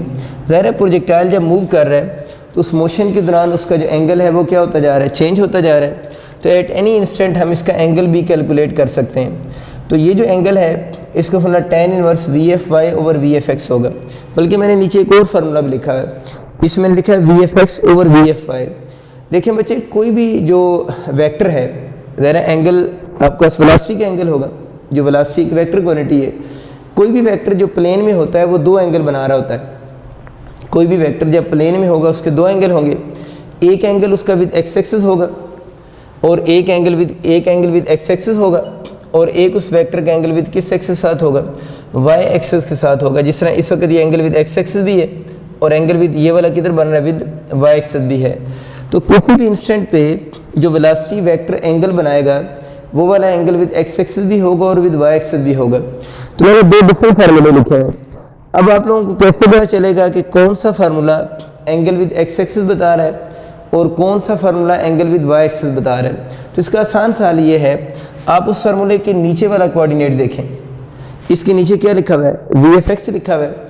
तो जो नीचे वाला कोऑर्डिनेट होगा उस एक्सिस के साथ वो एंगल होगा। इसके नीचे अगर x लिखा हुआ है तो this formula give you the angle with x axis. बहुत आसान सी बात होगी। अब इसके नीचे क्या लिखा हुआ है, y लिखा हुआ है, तो this formula give you the angle with y axis. तो ये वाला फार्मूला आपको एंगल देगा विद y एक्सिस। तो दो छोटी छोटी बातें आप लोगों ने याद रखनी है। एक मीन्स कि अगर आपसे पूछे कि वेलोसिटी वेक्टर का एंगल एट एनी इंस्टेंट क्या होगा, तो उसका फार्मूला हम लिख रहे होते हैं VFY ओवर VFX। अब आप इसमें वैल्यूज भी पुट कर सकते हैं। VFY हमें पता है VI sin theta minus GT है और VFX हमें पता है VI cos थीटा है। लेकिन अगर बच्चों ये क्वेश्चन आ जाए वेलोसिटी वेक्टर का इंस्टेंटेनियस एंगल बताएं विद y एक्सिस, तो आप लोगों ने उसमें ये करना है कि आपके पास अब विद y एक्सिस अगर वो कह रहे हैं तो नीचे आप लोगों ने y कोऑर्डिनेट लिखना है। आप चाहें तो आप वो वाली वैल्यूज इसमें पुट भी कर सकते हैं। एक छोटी सी बात का मुझे आंसर करें। अगर मैं आपसे ये एमसीक्यू पूछूं कि जो प्रोजेक्टाइल जो है जब O से A पॉइंट तक जा रहा है और A पॉइंट से B पर जा रहा है, तो बताएं इसका ये जो एंगल है, चलें हम इस फाई की बात कर लेते हैं ना। फाई एंगल ये वाला जो है, ये तो फाई प्राइम लिखा है ना, ये फाई जो है एंगल विद एक्स एक्सिस जो है वो इंक्रीज़ हो रहा है या डिक्रीज़ हो रहा है? तो आप लोगों ने बच्चों याद रखना है कि O पॉइंट से लेकर A पॉइंट तक जाते हुए उसका जो एंगल है वो क्या हो रहा है, फाई हम क्या देते हैं ना एट एनी इंस्टेंट। तो O से A पॉइंट तक जाते हुए एंगल विद एक्स एक्सिस क्या हो रहा है, डिक्रीज़ हो रहा है। और याद रखना है क्योंकि हमें पता है कि A पॉइंट पर जाकर तो इसकी velocity vector parallel to X axis नहीं हो जाता। हम लोगों ने पढ़ा था कि इस पॉइंट पे ये वेलोसिटी की डायरेक्शन है। तो O से तक एंगल फाई जो है वो डिक्रीज़ हो रहा है। इस A पॉइंट पर जाकर फाई की वैल्यू क्या हो जाती है, 0 हो जाती है। और अगर आपका एमसीक्यू आता है A से B तक क्या हो रहा है, तो याद रखना है A से B तक उस एंगल की वैल्यू क्या करेगी, इंक्रीज़ करेगी। तो बहुत अच्छा एमसीक्यूज़ है, आप लोगों ने माइंड में रखना है कि O से A तक जाते हुए एंगल डिक्रीज़ हो रहा है, A पॉइंट पर एंगल 0 हो गया है और A से B तक एंगल क्या हो रहा है, इंक्रीज़ हो रहा है। जो इंस्टेंटेनियस एंगल है किस वेक्टर का, वेलोसिटी वेक्टर का। एक और बच्चे छोटा सा प्रोजेक्टाइल है, इसको जल्दी से रिवाइज करते हैं। इसमें वो केस पढ़ाया गया है। देखिए ये मैंने एक प्रोजेक्टाइल बनाया है जिसको थ्रो किया गया है horizontally from certain height. Suppose करते हैं इसकी हाइट y है, तो इस प्रोजेक्टाइल को सर्टन हाइट से आप लोगों ने हॉरिजेंटली थ्रो किया है। ये वाला जो प्रोजेक्टाइल है इन दोनों में डिफरेंस है। ये वाला जो प्रोजेक्टाइल है forms an angle theta with ground. यानी जब ये वाले फार्मूलाज आएंगे ना जो मैंने आपको आइडेंटिफिकेशन के लिए लिखे हैं, ये तब हम चूज़ करेंगे जब वो वर्ड यूज़ करेगा form an angle theta with ground. लेकिन अगर वो क्वेश्चन पेपर में ये आ जाता है कि projectile thrown horizontally from certain height, हम एक ऐसे प्रोजेक्टाइल को डिस्कस अब करने जा रहे हैं जो कि हॉरिजेंटली थ्रो किया गया है फ्रॉम किस हाइट से, सर्टन हाइट से। तो ये पेपर की स्टेटमेंट में आप लोगों ने बात ध्यान से देखनी है कि किस प्रोजेक्टाइल की बात हो रही है। अब अगर इस वाले प्रोजेक्टाइल के को हम डिस्कस करते हैं तो इस वाले प्रोजेक्टाइल में इनिशियली तो वो कैसे मूव कर रहे हैं, हॉरिजेंटली मूव कर रहे हैं। और अगर इसका वेलोसिटी वेक्टर की शुरू में डायरेक्शन फिर अलोंग एक्स एक्सिस होगी, तो इस वाले प्रोजेक्टाइल में याद रखना है इसका VIX की वैल्यू जो होगी वो तो नॉट इक्वल टू 0 होगी, क्योंकि अलोंग एक्स एक्सिस मोशन तो है। लेकिन इस वाले प्रोजेक्टाइल में VIY जो होगा वो किसकी इक्वल होगा, 0 की इक्वल होगा। और जो बात बच्चे मैंने आपको थोड़ी देर पहले बताई थी ना कि प्रोजेक्टाइल मोशन में हॉरिजेंटल कंपोनेंट को कंट्रोल फ्रिक्शन करती है, प्रोजेक्टाइल मोशन में फ्रिक्शन 0 होती है और हॉरिजेंटल कंपोनेंट कांस्टेंट रहेगा। और वर्टिकल कंपोनेंट को कंट्रोल ग्रेविटी करती है और वर्टिकल कंपोनेंट वेरिएबल होता है। वो जो कंसेप्ट आप लोगों ने पढ़ा था वो दोनों प्रोजेक्टाइल के ऊपर वैलिड है, यानी वो कंसेप्ट पहले वाला प्रोजेक्टाइल इस पे भी वैलिड होगा और ये वाला जो प्रोजेक्टाइल है इस पे भी हम वो सेम कंसेप्ट अप्लाई कर सकते हैं। तो वो कंसेप्ट दोनों प्रोजेक्टाइल के ऊपर अप्लाई होगा। तो इसका भी जो वेलोसिटी का Vx कंपोनेंट होगा वो शुरू में नॉट इक्वल टू 0 होगा, लेकिन थ्रू आउट द मोशन ये वाला कंपोनेंट फिर क्या रहेगा, कांस्टेंट रहेगा। लेकिन क्योंकि शुरू में ये अलॉन्ग एक्स एक्सिस मूव कर रहा है तो इस वाले प्रोजेक्टाइल में Vi अगर आपसे पूछे तो वो किसकी इक्वल होगी, 0 होगी। अभी मैंने आपको बताया कि ये वाला जो प्रोजेक्टाइल होता है इस वाले प्रोजेक्टाइल में जो Vi होती है उसकी वैल्यू 0 नहीं होती, बल्कि अभी हम लोगों ने लिखी भी है कि Vi इस केस में Vi क्या होती है, साइन थीटा होती है। तो डिफरेंस आपको आइडिया हो रहा है। इस वाले प्रोजेक्टाइल में Vi 0 नहीं है, उस वाले प्रोजेक्टाइल में Vi किसकी इक्वल है, 0 है। उसकी सिंपल सी रीज़न ये है कि इसकी मोशन ही अलॉन्ग एक्स एक्सिस है तो वर्टिकल कंपोनेंट फिर क्या होना चाहिए, 0 होना चाहिए। लेकिन जब इसको आप हॉरिजॉन्टली थ्रो करेंगे तो थोड़ी देर तो ये एग्जैक्ट हॉरिजॉन्टल मोशन ही करेगा, लेकिन फिर ग्रेविटी इसके पास को बेंड कर देगी। तो इसके पास का बेंड होना किस वजह से है, ग्रेविटी की वजह से। और जैसे ग्रेविटी इसके पास को बेंड करेगी इसकी वेलोसिटी का वर्टिकल कंपोनेंट भी डेवलप हो जाएगा। वर्टिकल कंपोनेंट डेवलप होगा। अब ये बात है कि वर्टिकल कंपोनेंट की डायरेक्शन किधर होगी, वर्टिकल कंपोनेंट की डायरेक्शन होगी बॉडी की मोशन की डायरेक्शन में। जिस तरह इस वक्त ये बॉडी किधर मूव कर रहा है, डाउनवर्ड मूव कर रहा है, तो इसके वर्टिकल कंपोनेंट की डायरेक्शन किधर होगी, डाउनवर्ड होगी। और हॉरिजॉन्टल कंपोनेंट तो अलॉन्ग एक्स एक्सिस ही हम शो करेंगे। तो इसकी वेलोसिटी के दोनों कंपोनेंट कुछ देर बाद क्रिएट हो जाते हैं। एक्स कंपोनेंट तो शुरू में भी होता है, लेकिन कुछ देर बाद इसका वर्टिकल कंपोनेंट भी आ जाता है।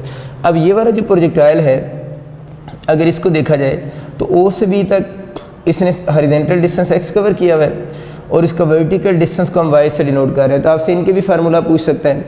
इसके हॉरिजॉन्टल डिस्टेंस का फार्मूला पूछे x equal to V X into T होगा। इसी तरह इसके वर्टिकल डिस्टेंस का फार्मूला पूछे तो y equal to half G T square होगा। इनके न्यूमेरिकल्स के आने के सम हो चांसेस बन सकते हैं। इसके न्यूमेरिकल बच्चे किस तरह के आएंगे, आप इस फॉर्मेट को ज़रा सुनिएगा ध्यान से। देखिए इसमें x हॉरिजॉन्टल डिस्टेंस है, Vx उसकी वेलोसिटी का x कंपोनेंट है और t टाइम है। अब इसमें कितनी चीज़ें हैं, 3 वेरिएबल्स हैं। इन 3 वेरिएबल में से अगर कोई से भी 2 वेरिएबल आपको गिवन हो, तो 3 वेरिएबल है, कोई से भी 2 वेरिएबल्स गिवन हो तो थर्ड वन को आप कैलकुलेट कर सकते हैं। इसी तरह अगर हम वर्टिकल डिस्टेंस की बात करें तो उसका formula half G T square होता है। इसके वजह से नॉर्मली क्वेश्चन आने के चांसेस होते हैं। इसमें आपको टाइम गिवन होता है और टाइम गिवन देकर वो आपसे पूछता है बताएं उसने कितना वर्टिकल डिस्टेंस कवर किया होगा। यानी ये वाला जो प्रोजेक्टाइल है इसका टाइम आपको बता देता है और उस गिवन टाइम में आपसे किसकी वैल्यू डिमांड करेगा, वाई की वैल्यू डिमांड करेगा। इसका एक और इम्पोर्टेंट क्वेश्चन इसकी टाइम ऑफ फ्लाइट के भी बन सकता है। अगर हम इसके टाइम ऑफ फ्लाइट की बात करें तो इसका टाइम ऑफ फ्लाइट होता है 2y/g। इट मीन्स कि अगर आपको इसका वर्टिकल डिस्टेंस गिवन हो, यानी क्वेश्चन किसी में आपको वर्टिकल डिस्टेंस गिवन हो तो उस वर्टिकल डिस्टेंस को यूज़ करके हम इसका टाइम ऑफ फ्लाइट कैलकुलेट कर सकते हैं। तो अब देखिए ना उसके फार्मूला और इसके फार्मूले इंटायरली डिफरेंट फार्मूलाज हैं, क्योंकि वो वाला projectile angle theta with horizontal बना रहा है, लेकिन ये वाले प्रोजेक्टाइल को हम हॉरिजॉन्टली क्या कर रहे हैं, थ्रो कर रहे हैं। अगर आपको याद हो तो उस वाले प्रोजेक्टाइल का टाइम ऑफ फ्लाइट का हम लोगों ने फार्मूला लिखा था 2vi sin θ/g था। ये तो इसका टोटल टाइम ऑफ फ्लाइट्स है ना। अगर इस वाले प्रोजेक्टाइल में आ जाए ना time to reach maximum height बताएं, यानी अगर आपसे कहता है कि time to reach maximum height बताएं तो वो हम कैसे कैलकुलेट करेंगे। वो बच्चों कैलकुलेट करने के लिए आप लोगों ने इसी टाइम ऑफ फ्लाइट के फार्मूला को 2 से क्या कर देंगे, डिवाइड कर देंगे, तो time to reach maximum height आ जाएगा। अगर इसी फार्मूले को मैं वैल्यूज पुट करूँ टी की तो ये 2 इस 2 से कैंसिल हो जाएगा, तो टी का फार्मूला बन जाएगा vi sin θ/g हो जाएगा। ये फार्मूला मैंने इसलिए लिखा है कि कुछ स्टूडेंट ये समझते हैं कि ये वाला जो प्रोजेक्टाइल है इसका हाफ केस बनता है ना, लेकिन देख लें दोनों के टाइम ऑफ फ्लाइट के फिर भी फार्मूला सेम नहीं है। उसका फार्मूला जो है वो 2y/g होता है और इसके टाइम ऑफ फ्लाइट का फार्मूला vi sin θ/ किसकी इक्वल होगा, g की इक्वल होगा। तो भी इंपॉर्टेंट बात है, आप लोगों ने याद रखना है। अच्छा नेक्स्ट इसका क्वेश्चन देखते हैं। अभी मैंने आपको बताया था कि इसकी वेलोसिटी का जो x कंपोनेंट है वो कांस्टेंट रहता है, यानी जो vfx है वही क्या होगा, vix भी होगा। और इसकी हमने बात की थी कि इसका viy तो 0 होता है। अब देखते हैं vfy 0 होगा नहीं होगा। बिल्कुल आप ठीक कह रहे हैं कि vfy की वैल्यू 0 नहीं होगी, क्योंकि जैसे जैसे बॉडी फॉरवर्ड मूव करेगा ग्रेविटी अपना रोल प्ले करेगी, और ग्रेविटी के रोल प्ले करने की वजह से इसका जो वेलोसिटी का फाइनल वर्टिकल कंपोनेंट है उसकी वैल्यू टाइम के साथ क्या होती जाएगी, इंक्रीज़ हो रही होगी। तो देखते हैं इस बात को। देखिए VFy equal to VIy plus GT मैंने लिखे, वही इक्वेशन है VF equal to VI plus AT, उसमें वैल्यूज पुट कर दी है y और इसके साथ भी y लगा दी है। इस सारे प्रोजेक्टाइल में याद रखना है, इसमें हम a को प्लस g लेते हैं। प्लस g क्यों ले रहे होते हैं कि ये मूव किधर कर रहा है, अलोंग द ग्रेविटी आ रहा है, इसलिए इस वाले प्रोजेक्टाइल में हम a को प्लस g लेंगे और इस वाले प्रोजेक्टाइल में बताया था ay को हम लोग माइनस g लेंगे। बस ये छोटे छोटे डिफरेंसेस आप लोगों ने बच्चों माइंड में रखने हैं।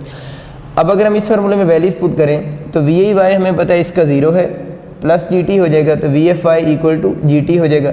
बहुत अच्छा फार्मूला है न्यूमेरिकल्स के लिए कि अगर आपको जस्ट टाइम गिवन हो तो आप उस प्रोजेक्टाइल की वेलोसिटी का final vertical component find out कर सकते हैं। तो ये जो बच्चों मैं आपसे बात कर रहा था इन क्वेश्चंस की, ये जो डिफरेंट फार्मूलाज के छोटे छोटे क्वेश्चन बनते हैं, ये हमारी जो साइंटावियन की मेरे इंटरेस्ट की बुक है उसके अंदर ये सारे इनके क्वेश्चन मेंशन होंगे, तो उस प्रैक्टिस बुक में आपको इनके क्वेश्चन मिल जाएंगे।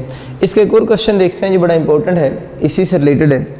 इसमें कह रहे हैं ball is projected horizontally from top of A Cliff.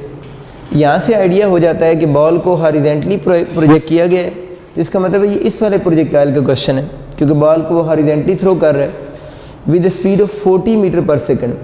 अब बच्चों भी मैंने बात की थी कि इस वाले प्रोजेक्टाइल में जब उस प्रोजेक्टाइल को हॉरिजेंटली थ्रो किया जाता है तो उसकी जो वेलोसिटी गिवन होती है वो वेलोसिटी का एक्स कंपोनेंट होगा, वाई होगा, या दोनों होंगे। तो देखिए उसका वाई कंपोनेंट तो शुरू में 0 होता है, तो जो भी कंपोनेंट आपको गिवन होता है वो असल में एक्स कंपोनेंट होगा। इट मीन्स कि अगर उसको उसने 40 मीटर पर सेकंड से थ्रो किया है तो ये आपको क्वेश्चन में VIx गिवन है।